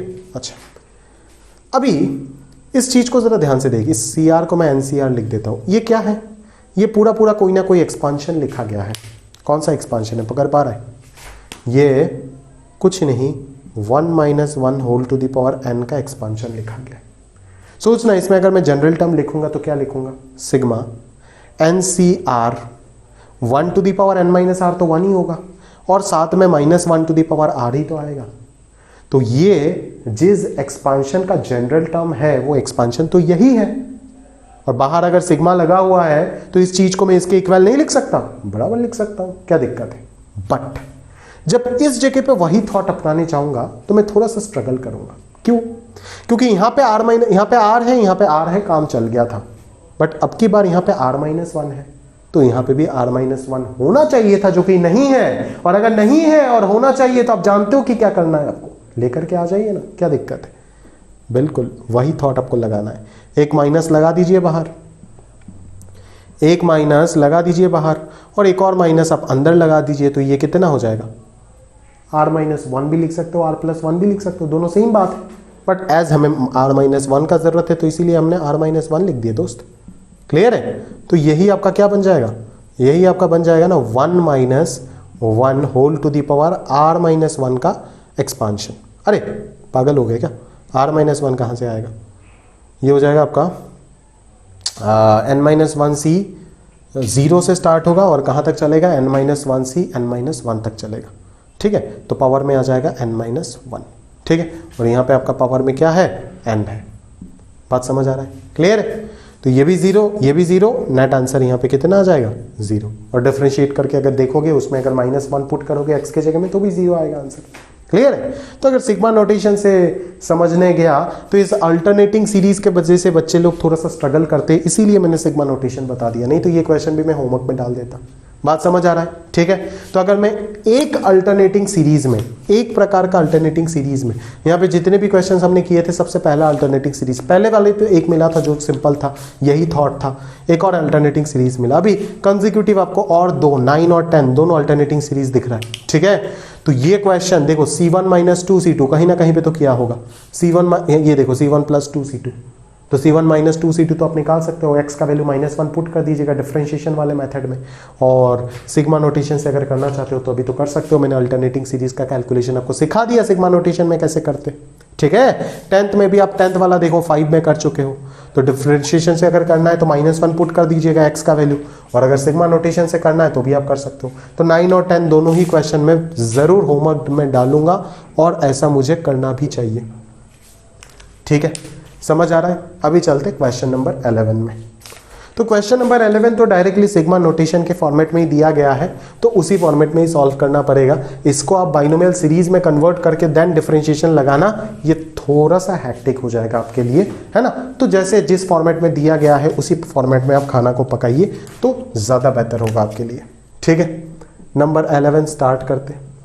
सिग्मा r का वैल्यू 0 से कहाँ तक जा रहा है, n तक जा रहा है, r into NCR, r into NCR, x to the power r 1 - x whole to the power n - r। बात समझ आ रहा है, क्लियर है? बहुत बढ़िया। अगर इसको अपन सिंप्लीफाई करें, अगर इसको अपन सिंप्लीफाई करें तो ये हो जाएगा n/r n - 1c r - 1, n/r n - 1c r - 1, यहाँ पे कितना आ जाएगा x पावर r, यहाँ पर आ जाएगा 1 - x whole power n - r। बात समझ में आया, क्लियर है? चलो, ये r और ये r कैंसिल आउट हो गया, मान लो, बात समझ हो ना, ये r और ये r कैंसिल आउट हो गया, तो इस n को बाहर निकाल देते हैं। ठीक है, बहुत बढ़िया।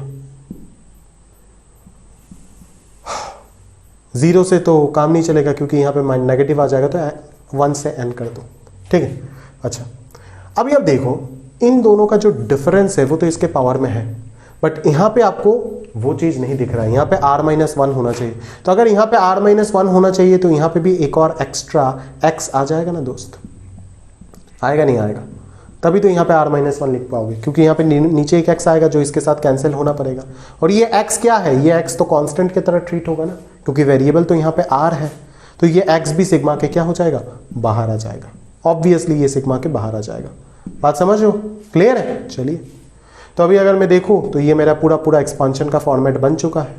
X to the power sorry 1 minus x to the power क्या बन गया n-1 माइनस r माइनस 1, यही है आपका n माइनस r, और x to the power r minus 1। तो ये पूरा चीज किसका एक्सपांशन आपको लग रहा है, ये आपका x प्लस वाई का एक्सपांशन, जहां पे x के जगह पे 1 माइनस एक्स है और y के जगह पे खुद x है, और पावर में कितना आएगा, ऑब्वियसली 0 से लेकर के n-1 तक जाएगा तो पावर में n-1 आएगा।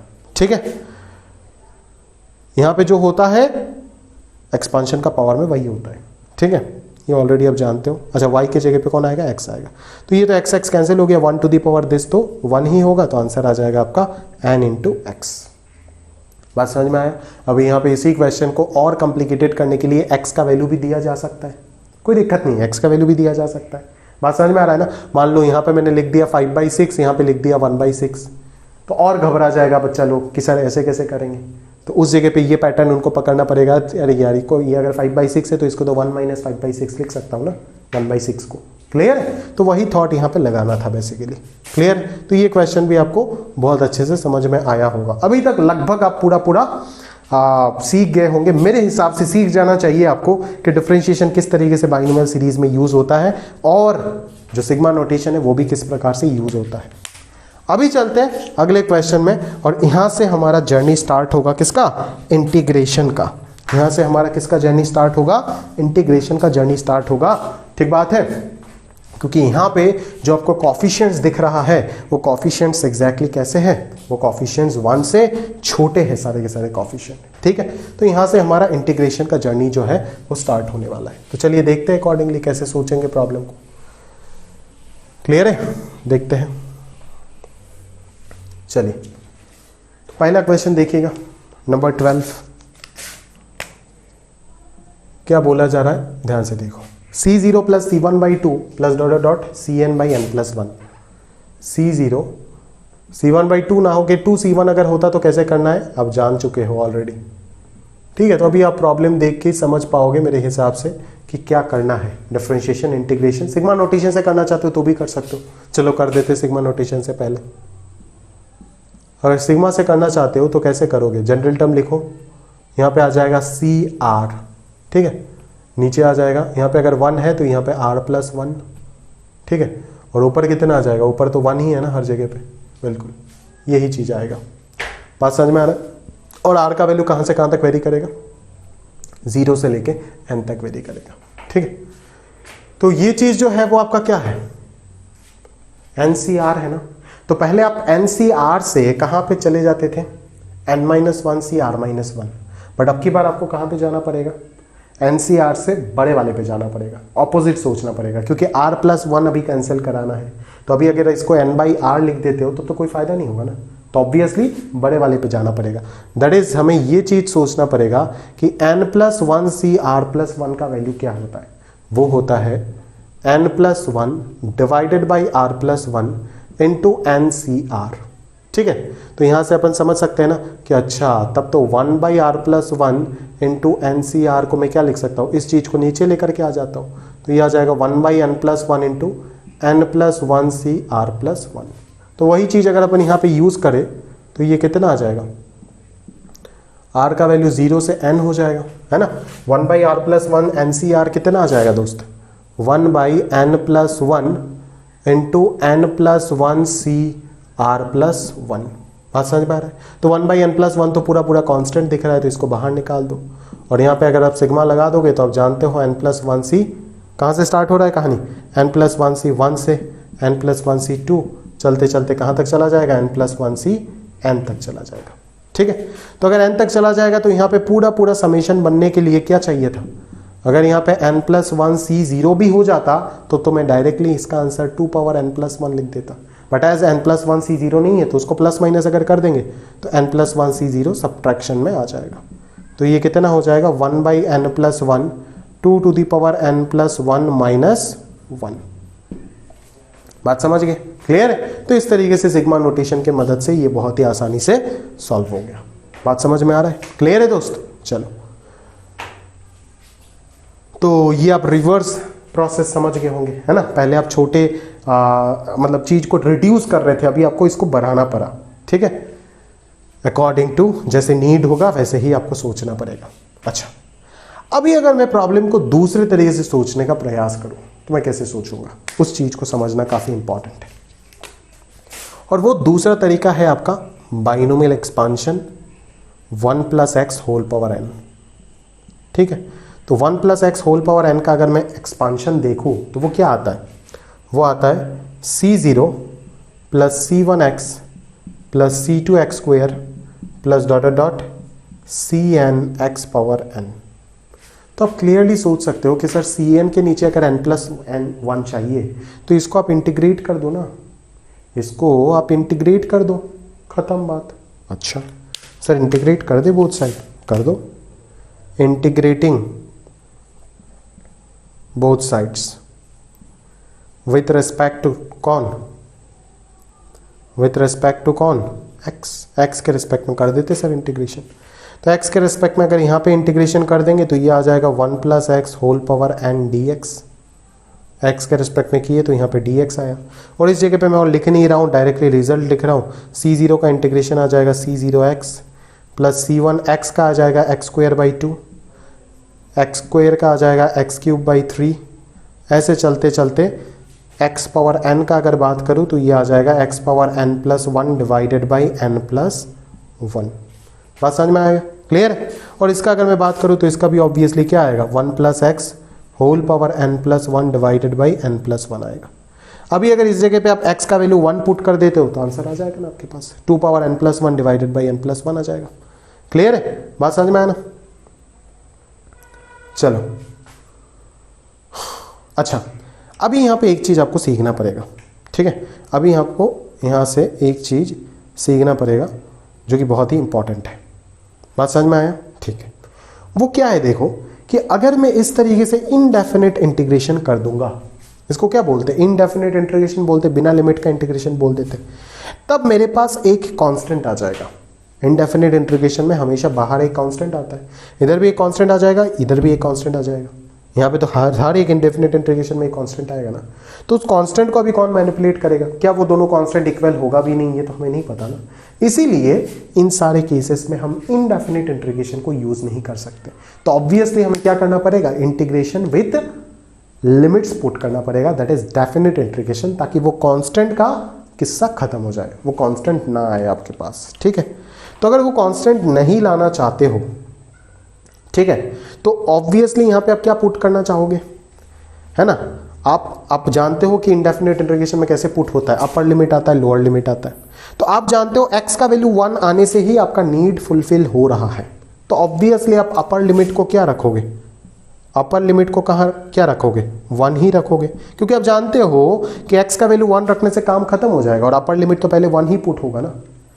और आप जानते हो कि लोअर लिमिट का तो कोई जरूरत है ही नहीं, लोअर लिमिट अगर पुट किया, अगर 1 के अलावा कुछ भी दूसरा अगर पुट किया तब तो किस्सा खत्म हो जाएगा ना, दूसरा कुछ और आ जाएगा, कोई फर्क नहीं पड़ेगा। 1 अगर पुट करेंगे तो ये पूरा गिवन एक्सपांशन आपको मिल जाएगा। तो ऑब्वियसली लोअर लिमिट का अगर कोई काम नहीं है तो लोअर लिमिट में क्या डालोगे, आप 0 ही डालोगे। बात समझ में आया ना। तो अगर लोअर लिमिट में 0 डालोगे तो ये इंटीग्रेट होने के बाद क्या आ जाएगा, यहाँ पे अपर लिमिट 1 लोअर लिमिट 0, और इधर भी लिमिट लग जाएगा 0 से कहाँ तक, 1 तक। बात समझ में आ रहा है, क्लियर है। तो जैसे ही मैं इस चीज को सॉल्व करूंगा तो ये कितना आ जाएगा, 1 पहले पुट करो तो 2 power n+1 divided by n+1, और फिर माइनस करके लोअर लिमिट 0 पुट करो तो कितना आ जाएगा, 1/n+1। और अगर मैं यहाँ पे अपर लिमिट पुट करता हूँ तो ये कितना आ जाएगा, c0 + c1/2 + c2/3 + ... कहाँ तक, cn/n+1 माइनस 0 अगर पुट करो तो ये कितना आ जाएगा, सारे जगह पे x की जगह पे 0 आएगा तो ये 0 हो जाएगा। ये वैल्यू जो है अपर लिमिट लोअर लिमिट वो पुट कहाँ पे होगा, ऑब्वियसली वेरिएबल के जगह पे होगा, x की जगह पे होगा। तो इसी तरीके से आपको यहाँ पे पूरा आंसर आपको मिल चुका है। बात समझ में आ रहा है, क्लियर है। तो यही है आपका इंटीग्रेशन का एप्लीकेशन, जिसके मदद से आप बाइनोमियल सीरीज को सॉल्व कर सकते हो। ठीक बात है, चलिए आगे चलते, अगले क्वेश्चन पर चलते हैं। अगले क्वेश्चन पर आप देख रहे हो कि वही अल्टरनेटिंग सीरीज का लॉजिक आ गया। तो बस यहाँ पे क्या आ जाएगा, एक्स्ट्रा एक -1r आ जाएगा। तो अगर ये -1r यहाँ पे भी आ गया तो आप समझ रहे होंगे कि यहाँ पे क्या हो जाएगा, n+1c1 -n+1c2 + n+1c3, है ना, प्लस माइनस n प्लस 1, तो ऐसे अल्टरनेटिंग, मतलब यहाँ पे भी कहानी क्या हो जाएगा, अल्टरनेटिंग हो जाएगा। और अगर यहाँ पे कहानी अल्टरनेटिंग हो जाता है तो इसका समेशन आप बहुत ही आसानी से निकाल सकते हो। नहीं निकाल पाओगे? चेंजेस क्या आएगा, बस यहाँ पे ऐसे चेंजेस आएगा ना, तो इस चीज का आंसर तो आप निकाल सकते हो ना बहुत ही आसानी से। इस चीज का आंसर आप बहुत ही आसानी से निकाल सकते हो, है ना। 1 plus x whole to the power n plus 1 का एक्सपांशन में x का वैल्यू -1 पुट कर देना, तो इसका आंसर क्या आ जाएगा, 0 आ जाएगा। बहुत आसानी से आप निकाल सकते हो। और अगर आप यहां से करना चाहते हो तो यहां से ऑब्वियसली आप कैसे करोगे, सोचो क्या करोगे आप। आपको यहाँ पे क्या चाहिए, आपको यहाँ पे ये वाला चीज चाहिए, alternating c0 minus c1/2 plus c2/3। तो ऑब्वियसली आप कैसे करोगे, अगर माइनस लाना चाहोगे तो क्या करोगे, यहाँ पे सोचो, आप खुद सोचो। अगर आप माइनस लाना चाहते हो तो यहाँ पे आपको क्या सोचना पड़ेगा, अगर मेरे ख्याल से अगर आप यहाँ पे -1 पुट कर दोगे, अभी 0 से -1 तो जा नहीं पाओगे ना, ऑब्वियसली 0 से -1 तो नहीं जा पाओगे, लोअर लिमिट से अपर लिमिट जाना पड़ेगा। तो ऑब्वियसली उस केस में आप लोअर लिमिट किसको रख दोगे, -1, और अपर लिमिट रख दोगे 0, ताकि पहले अगर आके 0 पुट हुआ तो 0 तो बेकार हो गया, 0 माइनस आ जाएगा, है ना। और फिर अगर आके -1 यहाँ पे पुट हुआ तो क्या आ जाएगा, -c0 plus c1/2 minus c2/3 plus c2/4, ऐसे चलता जाएगा। तो जैसे ही माइनस से मल्टीप्लाई हुआ तो ये c0 minus c1/2 plus c2/3 minus c4/4, है ना। इस तरीके से कहानी चलता जाएगा और आपको ये पूरा सीरीज मिल जाएगा। और इधर अगर मैं बात करूं -1 से 0 अगर कर देते तो पहले अगर 0 डालेंगे तब तो आंसर कितना आ जाएगा, इस जगह पे अगर मैं इंटीग्रेट करूंगा इसको तो पहले अगर 0 डालेंगे तब तो 1/n प्लस 1 आ जाएगा, पहले अगर 0 डालेंगे तब तो 1/n प्लस 1 आ जाएगा ना, और अगर -1 डालेंगे तब तो आंसर 0 आ जाएगा। क्लियर है, तो आंसर हो जाएगा 1/n प्लस 1। ठीक है, तो यहाँ पे भी इधर से भी सॉल्व करके 1/n प्लस 1 ही आएगा। देखो क्यों, क्योंकि यहाँ पे एक चीज मिस हो गया ना, एक चीज मिस हो गया ना, इसका आंसर तो 0 नहीं होगा ना, है ना, क्योंकि यहाँ पे आपको उससे ऐड सब्ट्रैक्ट करना पड़ेगा ना, बात समझ रहे हो ना, इससे ऐड सब्ट्रैक्ट करना पड़ेगा। फिर आप n प्लस 1 c0 से जब आप ये माइनस कॉमन लोगे तब जो ब्रैकेट में चीज आएगा उसका वैल्यू 0 आएगा। ठीक है, क्योंकि 0 से पूरा n तक जाना पड़ेगा ना आपको। क्लियर है, 0 से पूरा n तक जाना पड़ेगा आपको।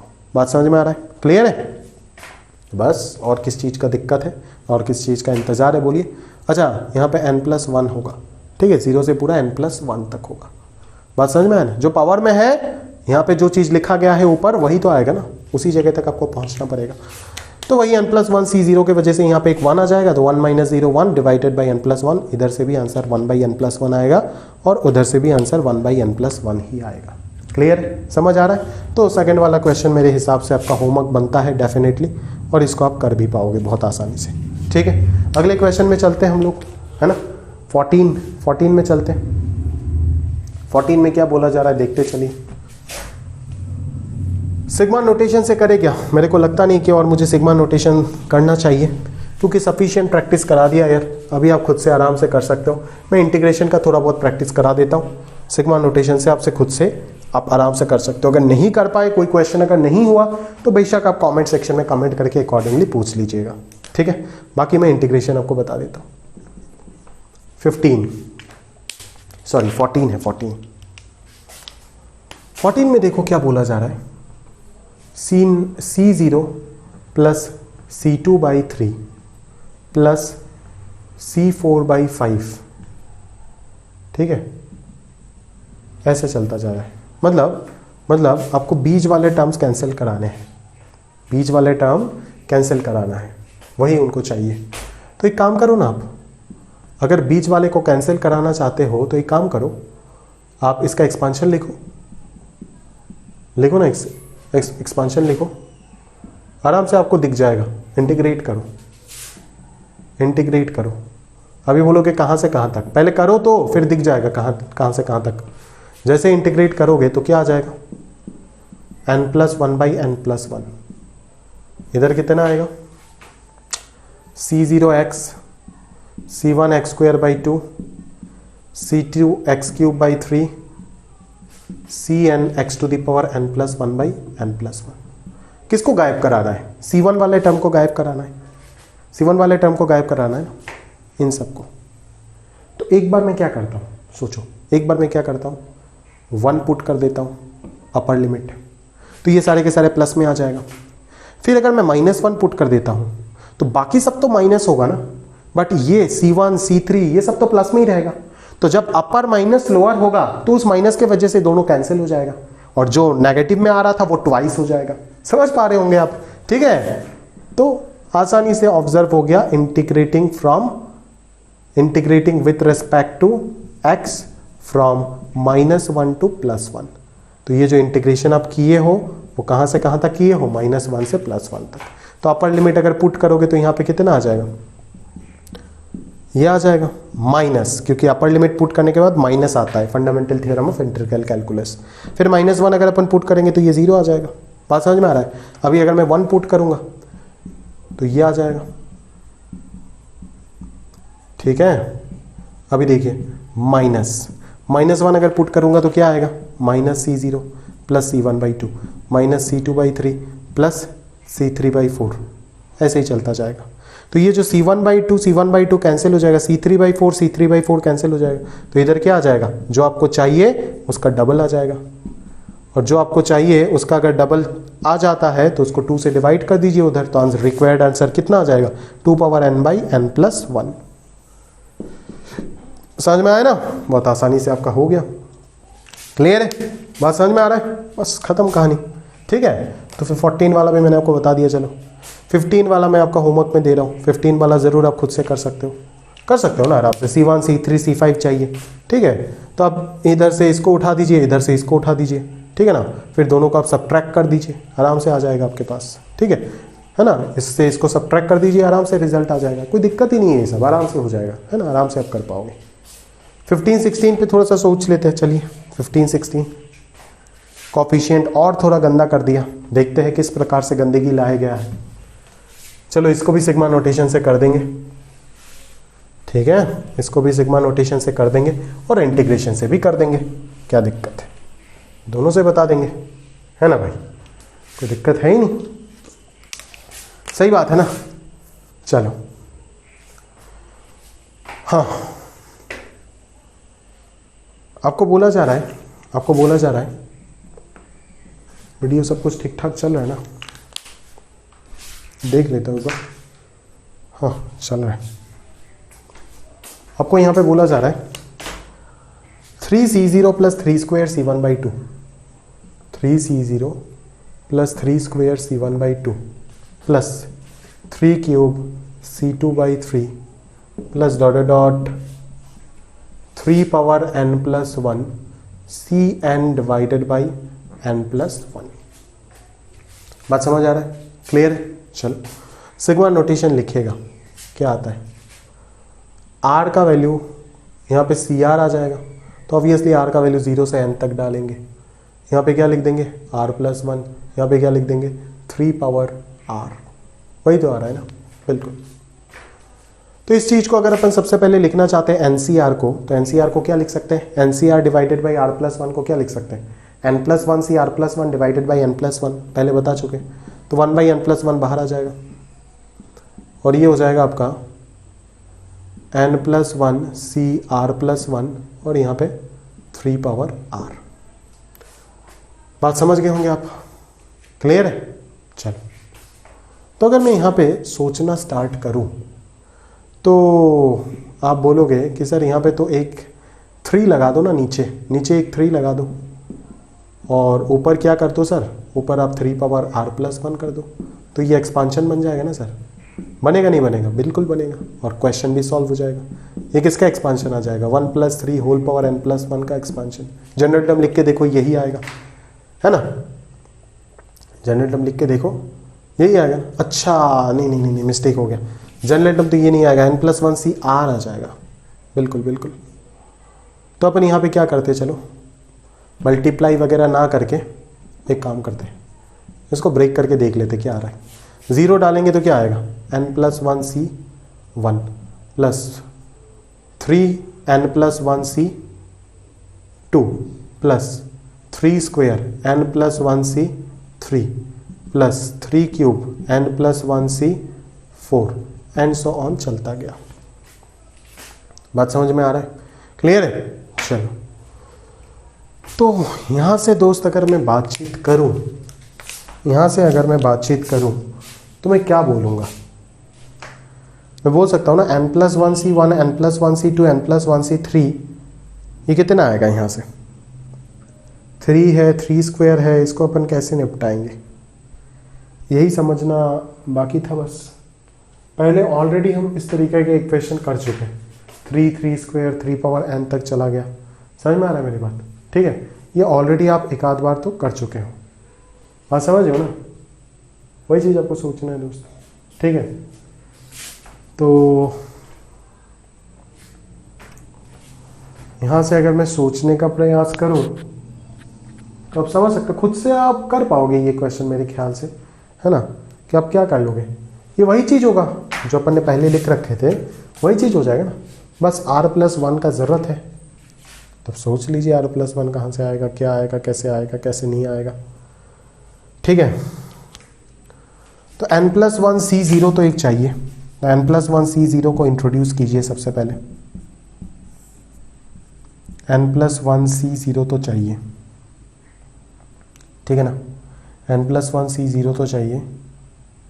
मेरे ख्याल से एक 3 लगा ही देते हैं यहाँ पे, ठीक है। 3 अगर लगा देंगे तो यहाँ पे 3 आ जाएगा, यहाँ पे 3 स्क्वायर, यहाँ पे 3 क्यूब, एक फ़ायदा हो जाएगा, पैटर्न बन जाएगा। तो n+1c0 plus 3 n+1c1 plus 3 square n+1c2 ऐसे चलता जाएगा, और इस चीज़ को एक्स्ट्रा ऐड किए थे तो इसको सब्ट्रैक्ट भी कर देंगे, समझ में आ रहा है ना, क्लियर है। अभी ये जो पूरा आपका बन गया, ये क्या बन गया, आप खुद ही सोचो ये क्या बन गया, ये आपका 1+3 whole to the power n+1 बन गया ना। देखो ब्रेक करके देख लो, n+1c0 3 to the power 0 plus n+1c1 3 power 1 plus n+1c2 3 square, ऐसे ही तो चल रहा है बिल्कुल। तो ये आ गया आपका रिक्वायर्ड आंसर, आप कैलकुलेट कर लीजिए इसको, बात समझ में आ रहा है ना। अच्छा बोले सर इंटीग्रेशन से अगर करना है तो कैसे करोगे इस चीज़ को, फील कराओ सर एक बार। देख दोस्त, इंटीग्रेशन से अगर इसको करना चाहूँ तो क्या करूँगा, ये मेरे पास जनरल रिजल्ट है मेरा, ठीक है, जो सबको पता है। अभी अगर इसको इंटीग्रेट करूँगा तो किस फॉर्मेट में आएगा, ये इस फॉर्मेट में आएगा, और इधर क्या आएगा c1 c0x plus c1x² 2 plus c2x³ 3 plus dot cn(x⁻n/n+1), ये तो और आसान हो गया, ठीक है। तो ऑब्वियसली यहाँ पे आपको क्या चाहिए, बस x के जगह पे 3 चाहिए, और तो कुछ चाहिए नहीं ना, और तो कोई मसला है ही नहीं, x के जगह पे बस 3 चाहिए। तो अगर x के जगह पे 3 चाहिए तो लिमिट जो पुट करोगे वो कहाँ से पुट करोगे, 0 से 3, दैट इज यहाँ पे अपर लिमिट 3 लगा दो, लोअर लिमिट 0 लगा दो, और यहाँ पे भी अपर लिमिट 3 लोअर लिमिट 0। तो अपर लिमिट 3 अगर पुट करोगे तो 4 पावर 1/n/n+1, और माइनस लोअर लिमिट अगर 0 पुट होगा तो 1/n+1। ये आ गया रिक्वायर्ड रिजल्ट, जो इधर से भी सेम आ रहा था, क्लियर। तो इसी तरीके से एक बार आप इंटीग्रेट करके बस देखो, पूरा कहानी ऐसे ही क्लियर हो जाएगा। समझ में आ रहा है ना कि क्या करना है क्या नहीं करना है, पूरा समझ आ जाएगा आराम से, कोई दिक्कत वाली बात है ही नहीं, ठीक है ना। ये पैटर्न जो है देखो, ये पैटर्न जो है इंटीग्रेशन में है ना, ये एग्जैक्टली वही पैटर्न आपको दिख रहा है ना जो यहाँ पे डिफरेंशिएशन में दिखा था, ठीक है। कुछ मत करो, आप 2 बार इंटीग्रेट कर दो। जैसे इस चीज को करने के लिए आपको 2 बार डिफरेंशिएट करना पड़ेगा, ठीक है ना। x² 2x आएगा, मान लो x³ मान लो c3, कोई टर्म होता है ना, c3x³ को पकड़ लेते हैं। c3x³ को एक बार डिफरेंशिएट करेंगे तो 3c3x² देगा, एक और बार डिफरेंशिएट करेंगे तो 2 × 3c3x देगा, फिर x का वैल्यू 1 पुट कर दो ना, तो 2 × 3, अच्छा यहाँ पे 2 × 3c2 आ रहा है, 2 × 3c2 आ रहा है, तो 2 × 3c2 अगर आ रहा है तो मैं क्या करूँगा, 2 × 3 अगर c2 चाहिए, c2 के साथ अगर चाहिए तो पहले ही मैं क्या कर दूंगा, x से एक बार मल्टीप्लाई कर दूंगा, फिर 2 बार डिफरेंशिएट कर दूंगा, ठीक है ना। तो यहाँ पे x³ बन जाएगा, फिर 3 × 2 यहाँ पे ही आ जाएगा 2 × 3c2। तो सिमिलरली यहाँ पे भी अकॉर्डिंगली आप 2 बार इंटीग्रेट करने से ही तो काम हो जाएगा ना, ठीक है। तो ये मेरे ख्याल से आप कर सकते हो, मैंने क्लू सफिशिएंट आपको दे दिया है, अभी बाकी चीज़ आपको सोचना है, और बिल्कुल सोचना चाहिए। सारे क्वेश्चन अगर कर देंगे तो यह सीखे क्या हो आप, लर्निंग का तो कोई मतलब ही नहीं है ना, ठीक है। अगर कोई डाउट है किसी प्रकार का तो ज़रूर कांटेक्ट करके पूछ सकते हो, कोई दिक्कत नहीं बोला। बात समझ आ रहा है, चलिए आगे बढ़ते हैं हम लोग। नंबर 2 प्रॉब्लम को देखते हैं। एक अच्छा प्रॉब्लम है, ध्यान से इसको समझते हैं। ये सिग्मा को आपको कैलकुलेट करने बोला जा रहा है, -1 पावर r -1। अरे यहाँ पे r होगा, n अगर होता तब तो ये पूरा कांस्टेंट ही हो जाता, बाहर चला जाता, कोई मतलब ही नहीं बनता। क्लियर है? तो इसको ज़रा ध्यान से देखते हैं। ये सब स्पेशल क्वेश्चन है ना, जो स्पेशल लोग ही कर पाएंगे। बात समझ में आया ना? जिनको इस तरह का क्वेश्चन प्रैक्टिस होगा वही कर पाएंगे। अगर आप ट्राई करके देखना चाहते हो ज़रूर एक बार देख सकते हो। ठीक है, सारा फोकस आपका यहाँ पे होना चाहिए इस चीज़ के ऊपर, और साथ में NCR है। ठीक है, अगर मैं इस चीज़ को ध्यान से सोचूं तो ये क्या है? इस चीज़ को अगर मैं ध्यान से सोचूं ये क्या है, समझने का प्रयास कीजिए। अल्टरनेटिंग सीरीज है, अच्छा क्वेश्चन है। ये क्या है? क्या इसको इंटीग्रेशन में कन्वर्ट कर सकते हो? बिल्कुल बिल्कुल। ये किसका इंटीग्रेशन है? 1 + x + x² + x⁻⁻, इस चीज का इंटीग्रेशन है ना। देखो 1 का इंटीग्रेशन x आ जाएगा, x का x²/2 x³ 3 x⁻⁻r/r+1, sorry r/r+1 अगर है तब तो ये r-1 तक जाएगा, क्योंकि r-1 + 1 r आएगा। और लिमिट ऑब्वियसली मैं कहाँ से कहाँ तक पुट करूंगा? 0 से 1 तक पुट करूंगा। NCR को यहाँ पे रख देता हूँ। बात समझ में आया? क्लियर है? बहुत बढ़िया। क्या ये सीरीज आपका नोन कुछ लग रहा है? एक जीपी सीरीज की तरह लग रहा है? नहीं लग रहा है? बिल्कुल लग रहा है। जीपी सीरीज की तरह लग रहा है ना? बिल्कुल लग रहा है। बात समझ में आया ना? तो ये जीपी सीरीज की तरह अगर लग रहा है तो ये कितना हो जाएगा? ये कितना हो जाएगा? यहाँ पे टोटल x⁻0 से r-1, मतलब rth टर्म दिख रहा है। तो फर्स्ट टर्म तो 1 ही है, तो 1 - x⁻r/1 - x, यही हो जाएगा। अभी क्या एक चीज बोलो, क्या मैं इस इंटीग्रेशन को बाहर और सिग्मा को अंदर ले सकता हूँ? बिल्कुल ले सकता हूँ, कोई दिक्कत नहीं है। अगर फाइनाइट समीशन है तो इंटीग्रेशन और सिग्मा इंटरचेंज हो सकता है, कोई दिक्कत नहीं। तो ये 0 से 1 हो गया, ये सिग्मा r का वैल्यू 1 से n तक हो गया, ये -1 ⁻n - 1 NCR 1 - x⁻r divided by 1 - x dx हो गया। बात समझ में आया? क्लियर है? तो मेरे ख्याल से ये चीज आपका पूरा क्लियर हो गया होगा। यहां तक तो पूरा क्लियर हो गया होगा। ठीक है, इसका लॉजिक भी मैं दे सकता हूं क्यों ऐसे होता है। देखो हम लोग ऐसे नहीं लिख सकते, integration of f1x + f2x + ... fnx, ठीक है ना, होल dx। इसको अपन कैसे लिखते हैं? Integration of f1x dx plus, यही तो वो प्रॉपर्टी है जो आप इंडेफिनेट इंटीग्रेशन का स्टार्टिंग में ही पढ़ते हो। अगर फाइनाइट समेशन है तो इंडेफिनेट इंटीग्रेशन और सिग्मा को आप ऑपरेट इंटरचेंज कर सकते हो। अभी ये क्या है? इसको मैं ऐसे लिख सकता हूं ना, सिग्मा FRX, ठीक है, इसको अपन ऐसे लिख सकते हैं बिल्कुल। और इस चीज को अगर मैं लिखूं तो ये क्या हो जाएगा? ये sigma of integration FRX dx, ठीक है। तो ये क्या है? इंटीग्रेशन और सिग्मा इंटरचेंज हो गया ना, ये दोनों इक्वल है तो ये दोनों भी इक्वल है। बात समझ आ रहा है? क्लियर है? आगे बढ़ते चलिए। यहां से अगर अपन आगे बढ़ेंगे तो आप देखोगे कि ये क्या है, ये हो जाएगा आपका कहीं ना कहीं 1 - x। तो 1 - x तो अच्छा बाहर नहीं लेके आ सकते क्योंकि यहाँ पे dx बैठा हुआ है। हाँ, सिग्मा के बाहर लेके आ सकते बट इंटीग्रेशन के बाहर लेके नहीं आ सकते। सिग्मा के बाहर तो लेके आ सकते क्योंकि सिग्मा में वेरिएबल कौन है? r है। इंटीग्रेशन का वेरिएबल dx है। अच्छा, तो यहाँ पे कौन रह जाएगा? यहाँ पे रह जाएगा सिग्मा r = 1 से n तक -1 to the power n - 1 NCR, है ना, माइनस अगले वाले पे क्या आ जाएगा? सिग्मा r = 1 से n -1 to the power n - 1 NCR into x⁻r। बात समझ में आया ना? क्लियर है? चलो, तो इस चीज को अगर अपन लिखने जाए तो ये क्या लिखेंगे? इस चीज को अगर लिखने जाए तो ये क्या लिखेंगे? इसको क्या लिखेंगे दोस्त? समझ आ रहा है आपको? इसको क्या लिखेंगे? ये क्या हो जाएगा? ये 1 अच्छा, ये n - 1 कहाँ से हो गया? ये तो r - 1 होगा। बिल्कुल सही, ये तो r - 1 होगा ना। ठीक है, तो NCR -1 to the power r, तो एक माइनस को बाहर निकाल देते हैं ऑब्वियसली, तो ये -1 to the power r हो जाएगा। तो -1 to the power r NCR, ये क्या हो जाएगा? ये क्या हो जाएगा? ये आपका, अच्छा यहाँ पे NC0 का मिसिंग है, NC0 मिसिंग है, r का वैल्यू 0 से होना चाहिए ना। तो अगर NC0 मिसिंग है दोस्त, तो NC0 को ऐड कर देते, सब्ट्रैक्ट कर देते, ठीक है ना, ऐड कर देते, सब्ट्रैक्ट कर देते। तो अगर ऐड कर देंगे यहां पे, अगर NC0 को ऐड कर देंगे तो ऐसे बन जाएगा ना कुछ, मतलब मैं डायरेक्ट लिख रहा हूं यार। ऐड अगर कर देंगे तो ये क्या बन जाएगा, पूरा पूरा 1 - 1 का whole to the power n का एक्सपांशन बन जाएगा और माइनस NC0 आ जाएगा।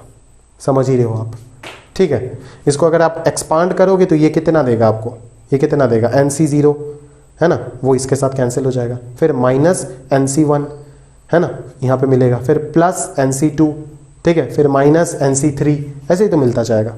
तो बिल्कुल ये आएगा, बेशक कोई दिक्कत नहीं इसमें।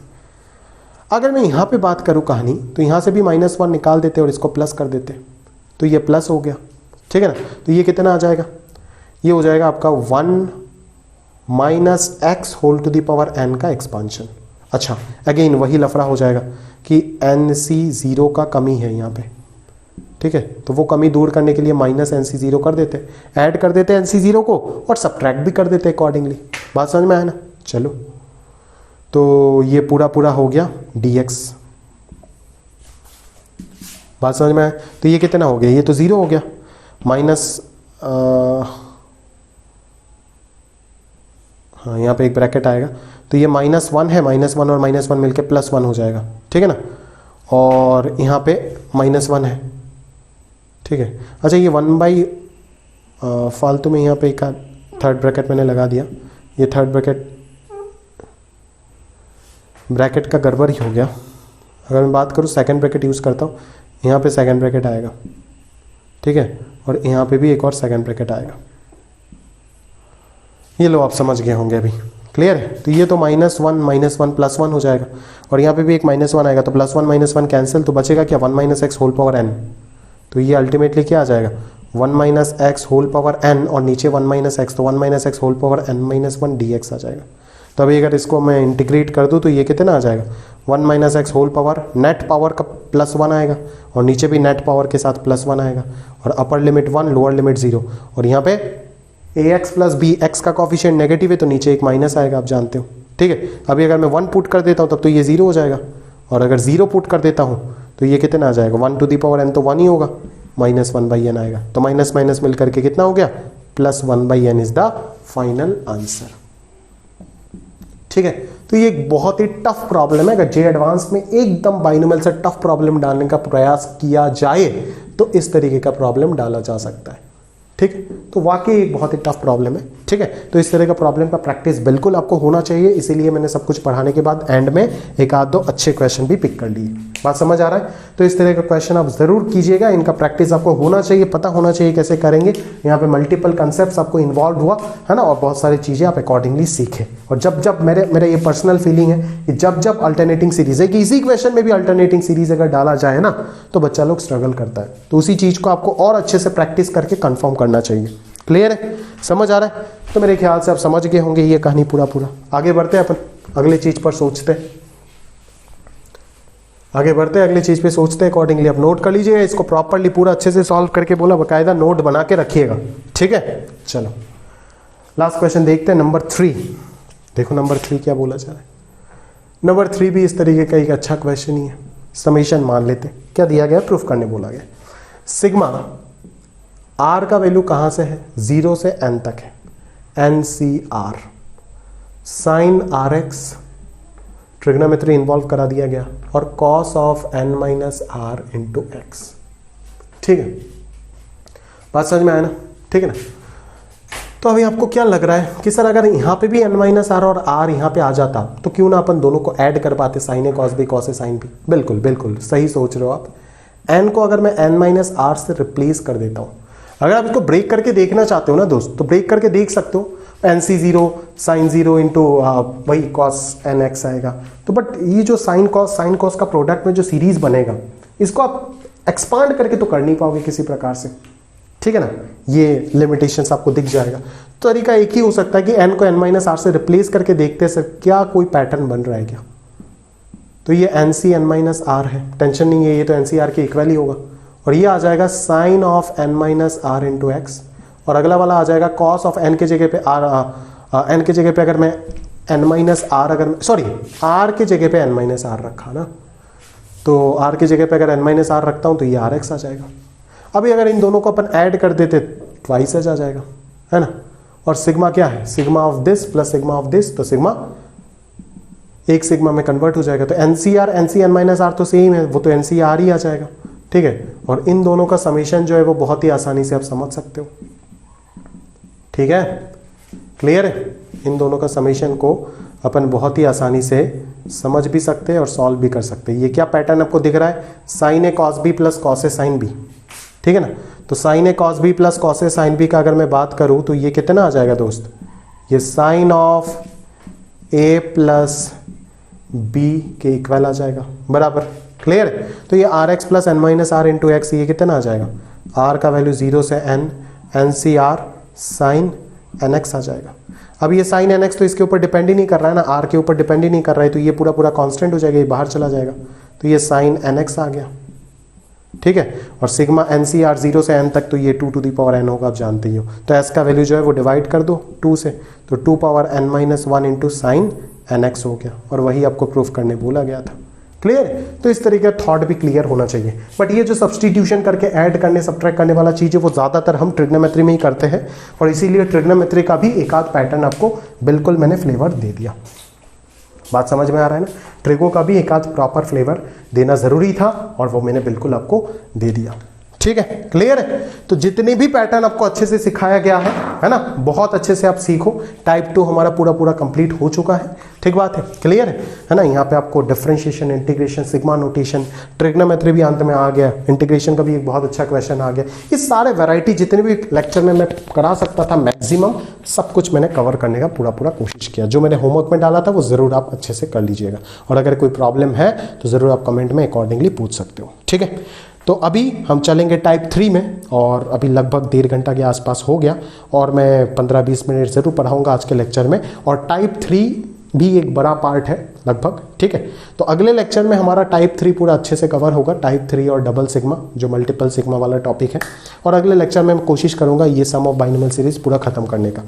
बट उससे पहले आज के लेक्चर में टाइप 3 का थोड़ा सा इंट्रोडक्शन देख लेते हैं, कि अगर अभी तो हमने सीख लिया कि अगर अल्टरनेटिंग आता है तो क्या होगा, कॉफिशिएंट 1 आता है तो क्या होगा। अभी हम सीखेंगे कि अगर इनके ऊपर स्क्वायर वगैरह आ गया तो क्या होगा, स्क्वायर आ गया, क्यूब आ गया तो क्या होगा। That is product of 2 binomial coefficient अगर किसी भी सीरीज में इन्वॉल्व हो गया तो कहानी किस तरीके से चेंज होगा। तो उस चीज को अपन समझते हैं और स्टार्ट करते टाइप 3। थोड़ा सा इंट्रोडक्शन देखते हैं, बाकी पूरा पूरा पार्ट अपन अगले लेक्चर में कंटिन्यू करेंगे। तो चलिए स्टार्ट करते हैं। तो चलिए देखते हैं हमारा अगला पार्ट जो है टाइप 3 वो स्टार्ट करते हैं। तो उसमें देखो क्या बोला गया है, when each term is in some contains the product of 2 binomial coefficient. मतलब यहाँ पे जो भी चीज आ रहा होगा देखो प्रोडक्ट ऑफ 2 बाइनोमियल कोएफिशिएंट आ रहा होगा। तो अगर मैं स्क्वायर का बात करूं तो स्क्वायर में भी तो बेसिकली 2 बाइनोमियल कोएफिशिएंट का ही तो प्रोडक्ट होता है ना, तो वही चीज होना होगा, ठीक है।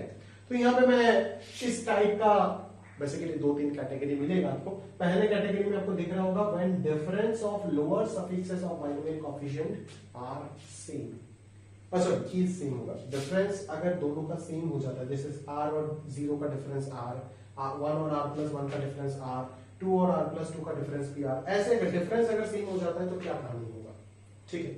उसके बाद अगर अपन बोले, अगर नेक्स्ट पार्ट में अपन अगले लेक्चर से स्टार्ट करेंगे कि अगर सम सेम हो जाता है तो क्या होगा, सम ऑफ लोअर सफिक्स अगर सेम हो जाता है तो क्या होगा, है ना। फिर एक और पार्ट आपको मिलेगा कि अगर मान लो बाइनोमियल कोएफिशिएंट अलग प्रकार के, यहाँ पे तो दोनों NC0 n का दिख रहा है ना, मतलब सेम एक्सपांशन का बाइनोमियल कोएफिशिएंट का प्रोडक्ट। यहाँ पे भी 2n दिख रहा है, यहाँ पे भी nn दिख रहा है, मतलब C0 into C0 क्या है, NC0 into NC0, ये 2NC0 into 2NC0। अगर इस तरीके से आ जाता है कि NC0 into 2NC0 तब क्या होगा, अलग अलग एक्सपांशन का प्रोडक्ट, है ना, वो अपन थर्ड कैटेगरी में देखेंगे। तो आज के लेक्चर में हमें ये डील करना है, इसको अच्छे से समझते हैं कि कैसे करेंगे।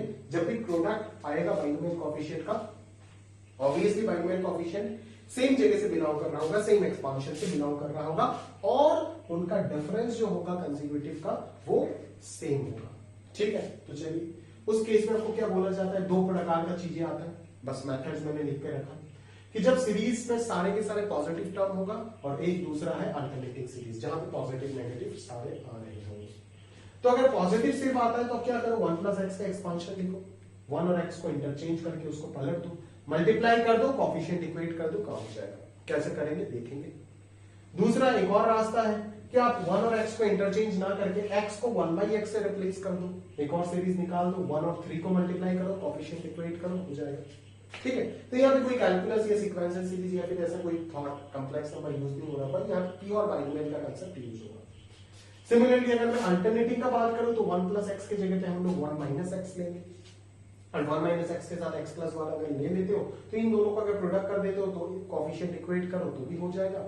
और अगर मैं इसमें x को 1/x से रिप्लेस कर देता हूं, निकालता हूं, 1 और 3 को प्रोडक्ट करके कोएफिशिएंट इक्वेट करता हूं तो भी हो जाएगा।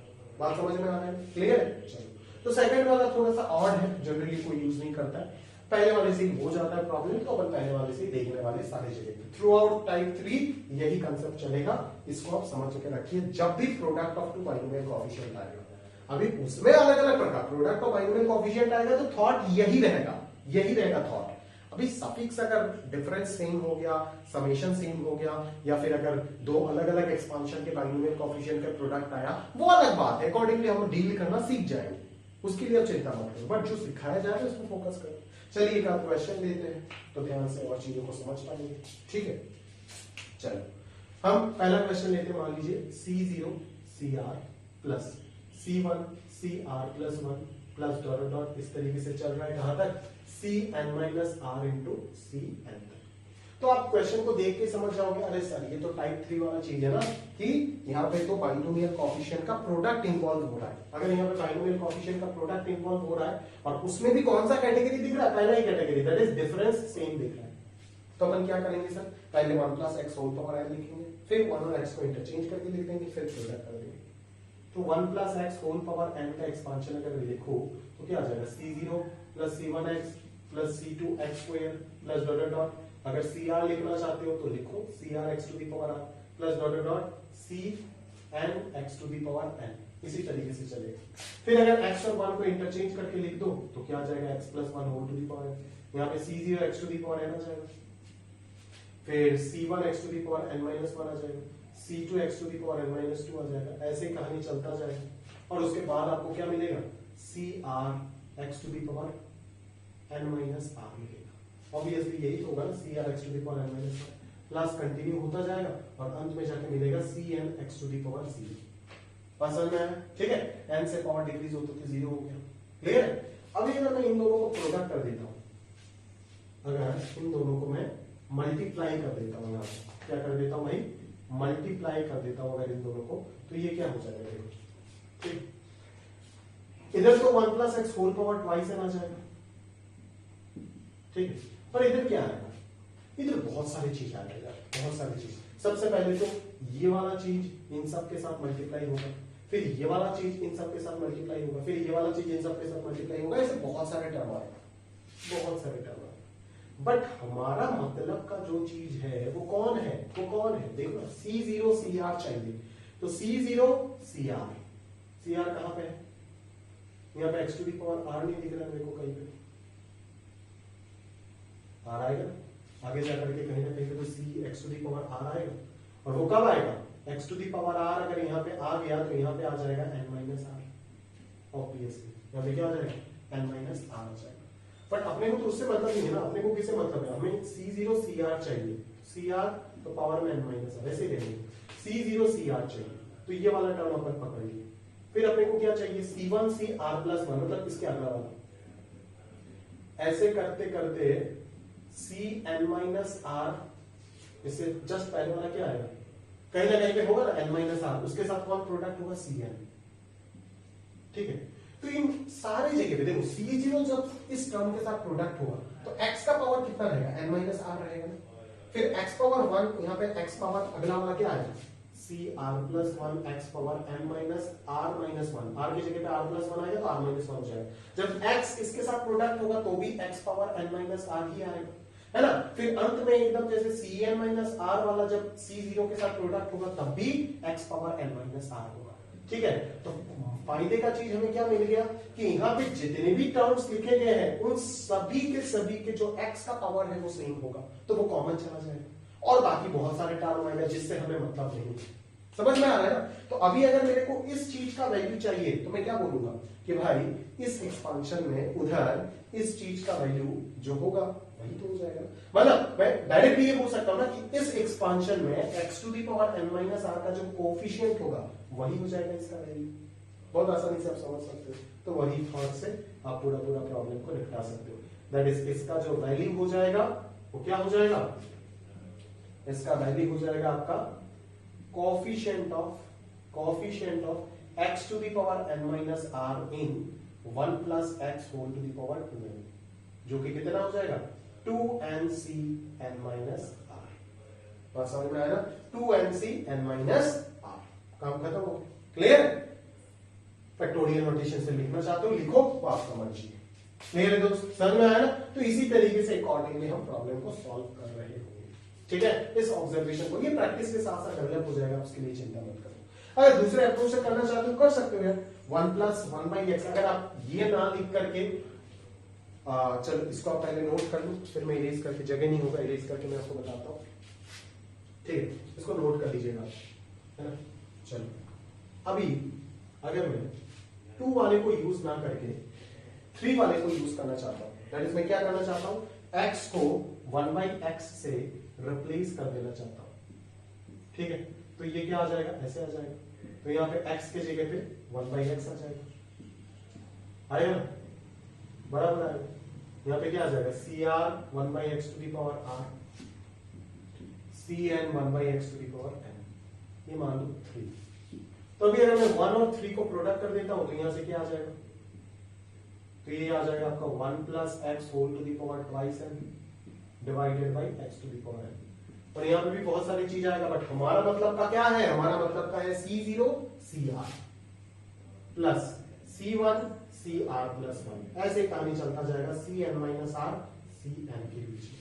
पावर जो आएगा वो ऑब्वियसली क्या आएगा, C0 CR का प्रोडक्ट जो होगा वही आएगा पावर। तो यहाँ पे 1 है, यहाँ पे 1 by x to the power R है, तो ऑब्वियसली ब्रैकेट में जो आएगा जो कॉमन टर्म आएगा वो 1 by x to the power R ही आएगा। मतलब अभी जो मेरा ये आंसर हो जाएगा, ये क्या हो जाएगा, इस एक्सपांशन में ये जो रिक्वायर्ड आंसर होगा, ये आंसर क्या हो जाएगा, ये आंसर हो जाएगा coefficient of 1 by x to the power R in 1 plus x to the power twice n divided by x to the power n। तो अगर आपको इस जगह पे सिर्फ 1 by x to the power R चाहिए, तो इस जगह पे आपको क्या चाहिए होगा, इस जगह पे x to the power n minus r चाहिए होगा। अगर यहाँ पे x to the power n minus r मिल जाता है, तभी तो x to the power n x to the power cancel होकर 1 बाई x to the power r आ जाएगा। तो इसी को मैं इक्वेट करके क्या लिख सकता हूँ, which is equal to coefficient of x to the power n minus r in the expansion 1 plus x whole to the power twice n, और वो कितना आ जाएगा 2nc n minus r आ जाएगा, जो आपका पहला आंसर था। क्लियर, समझ में आ रहा है ना। तो एग्जैक्टली इसी थॉट से हम लोग सॉल्व कर रहे होंगे, पर नीचे वाले पर ज्यादा ध्यान नहीं देंगे, अपन एक ही तरीके से आराम से सॉल्व कर सकते हैं। ये बस बताने का चीज है, इसीलिए बता दिया। ठीक है, चलिए मेरे ख्याल से बहुत अच्छे समझ गए होंगे। अगला वाला दोनों जो चीज दिया है उसमें प्रोडक्ट तो दिख रहा है, और टर्म्स जो है वो सेम टर्म का प्रोडक्ट दिख रहा है, दैट इज स्क्वायर आ गया, जो मैंने आपको पहले बताया था आएगा। और एक और चीज साथों साथ दिख रहा है, वो क्या है, अल्टरनेटिव। समझ आ रहा है, तो इसको कैसे सोचेंगे देखते चलिए। अभी सेकंड वाले क्वेश्चन में अगर आप ध्यान से देखोगे, देखो ये सारे स्टैंडर्ड रिजल्ट भी है, याद रखिएगा अकॉर्डिंगली। ठीक, अगर पॉसिबल है आपके लिए याद रखिए, अदरवाइज आप कर सकते हो। पर अगर ऑप्शन वगैरह अगर दे देता है दोस्त, ठीक है ना, तब तो यहाँ पे बहुत जुगाड़ चलता है। ठीक है, मैं तो आपको प्रॉपर थीम जो है वो बता रहा हूँ, बट अगर ऑप्शन वगैरह इस तरीके से दे देते तो बच्चा लोग क्या करता है जानते हो, n का कुछ 1 2 3 वैल्यू पुट करके पहला 2 3 टर्म ऐड करके ऑप्शन में वही 2 या 3 पुट करके पहला 2 3 टर्म ऐड करके कर देता है। जब अपन एक्सरसाइज 4 प्रीवियस ईयर डिस्कस कर रहे होंगे तब दिखा देंगे ऐसे जुगाड़ वगैरह, पर ये सब सीखना अच्छी बात नहीं मेरे ख्याल से। क्लियर, वो कुछ ही क्वेश्चंस में लगता है, अगर उस तरीके से क्वेश्चन डिजाइन किया गया तो। अगर इंटीजर में पूछ देता है तो क्या करोगे, फंस जाओगे ना भाई। ठीक है, 2018 में जी एडवांस पूछा था, वो भी इंटीजर में पूछा, समझ आ रहा है। चलो आगे चलते हैं अकॉर्डिंगली, ठीक है। तो ये सब जुगाड़ वगैरह ज्यादा काम नहीं आता है। ठीक है, नंबर 2 में सोचते हैं अकॉर्डिंगली। नंबर 2 में क्या सोचेंगे, यहाँ पे पावर में पावर मैं तो बोल रहा हूँ कि नेट एक्सपांशन का जो होल पावर होगा वो कितना होगा, 2n होगा, क्योंकि C0 CR ये सब जो C का रिप्रेजेंटेशन जो होता है वो तो NCR को मीन करता है ना। बट अगर यहाँ पे ट्वाइस n आ गया तो ऑब्वियसली वो किसका एक्सपांशन होगा, 1 plus x whole to the power 2n होगा। ठीक है, बट एज यहाँ पे अल्टरनेटिंग सीरीज है तो मैं 1 प्लस एक्स नहीं जाऊंगा, मैं कहां पे जाऊंगा, 1 माइनस एक्स पे जाऊंगा। तो 1 माइनस एक्स का पावर n करने से नहीं चलेगा, 1 माइनस एक्स का पावर n तो अगले वाले पे करने से हो जाएगा। बट इस जगह पे 1 minus x whole power n करने से नहीं होगा, 2n करना पड़ेगा। ठीक है, तो ऐसी चीजें आपको सोचना है। अगर 3n होता तो 3n करना पड़ता। ठीक है, तो लिख करके देखिए एक बार 1 minus x whole power 2n लिख दीजिए, कितना आ जाएगा? वही चीज हो जाएगा 2nc0 minus 2nc1x plus 2nc2x square minus dot dot कहां तक जाएगा? ये हो जाएगा -1 टू द पावर n। कहां तक चलेगा भाई? तो इसका अगर एक्सपांशन लिखूं तो ये अंत वाला क्या आ जाएगा? हाँ 2n हो जाएगा। ठीक है, और यहां पे आ जाएगा माइनस, हाँ -1 टू दी पावर 2n तो बाहर आएगा ही, और साथ में x to the power 2n रहेगा। ठीक है, ये हो जाएगा। सिमिलरली अगर मैं पलट के लिखना चाहूंगा तो ऑब्वियसली प्लस वाला लिखूंगा x plus 1 whole to the power 2n। Algorithm को बता दिया गया, तो ये कितना आ जाएगा? 2nc0 plus 2nc1x plus 2nc2x square and so on चलता जाएगा 2nc2n माइनस तो नहीं आएगा यहाँ पे, obviously x to the power 2n आ जाएगा। क्लियर? समझ में आ रहा है? चलो अभी अगर मैं दोनों को प्रोडक्ट कर देता हूँ तो यहाँ पे कितना आ जाएगा? 1 minus x square whole to the power 2n आ जाएगा। यहाँ पे तो बहुत सारे कहानी आएगा। ठीक है, बट हमारा मुद्दा जो है 2nc0 होल स्क्वायर, वो तो डायरेक्टली प्रोडक्ट होने से ही आएगा ना भाई, वो तो डायरेक्टली प्रोडक्ट होने से ही आएगा। क्लियर है? तो 2nc0 whole square minus 2nc1 whole square plus 2nc2 whole square. ठीक है, तो ये सब तो डायरेक्टली इस तरीके से प्रोडक्ट होने से ही आपको मिलेगा। ठीक है ना, ये सब तो डायरेक्टली प्रोडक्ट होने से ही आपको मिलेगा। बट डायरेक्टली अगर प्रोडक्ट हो भी रहा है तो x का पावर तो सेम नहीं आ रहा है ना आपकी बार, ये प्रॉब्लम हो गया ना दोस्त। x का पावर तो यहाँ पे सेम नहीं आ रहा है। हाँ, क्यों नहीं आ रहा है जानते हो? क्योंकि यहाँ पे मैंने गलत लिखा। ये हो जाएगा x to the power n, ये हो जाएगा सॉरी 2n, ये हो जाएगा उल्टा करके लिखा ना, तो x to the power 2n minus 1, ये 2n माइनस 2, और यहाँ पे x का पावर 0 हो जाएगा। तो जब मैं प्रोडक्ट करूंगा सीधा सीधा इसके साथ ये, इसके साथ ये, इसके साथ ये, मैं ये नहीं बोल रहा हूँ कि सिर्फ यही होगा, दूसरा भी बहुत सारा टर्म आएगा। मैंने डॉटेड लिखा ना, 2nc0 माइनस 2nc1 का स्क्वायर प्लस 2nc2 का स्क्वायर, ऐसे ही चलता जाएगा। और बाहर क्या आएगा? यहाँ पे भी x to the power 2n, यहाँ पे भी x to the power 2n, यहाँ पे भी x to the power 2n, ऐसे ही चलता जाएगा। तो यहाँ पे x to the power 2n। ठीक है, तो अभी अगर मैं बोलूं कि इसका आंसर अभी क्या होगा, इसका आंसर हो जाएगा coefficient of x to the power 2n in 1 minus x square whole to the power 2n। तो जनरल टर्म लिखिए, यहाँ पे कितना आ रहा है? r plus 1 term, as x का पावर 2 है तो जनरल टर्म लिखना पड़ेगा 2ncr minus x square whole to the power r। तो ट्वाइस r का वैल्यू ट्वाइस है तो r का वैल्यू n आ जाएगा। तो जो कोएफिशिएंट होगा क्या होगा? वो हो जाएगा 2ncn minus x square whole to the power n।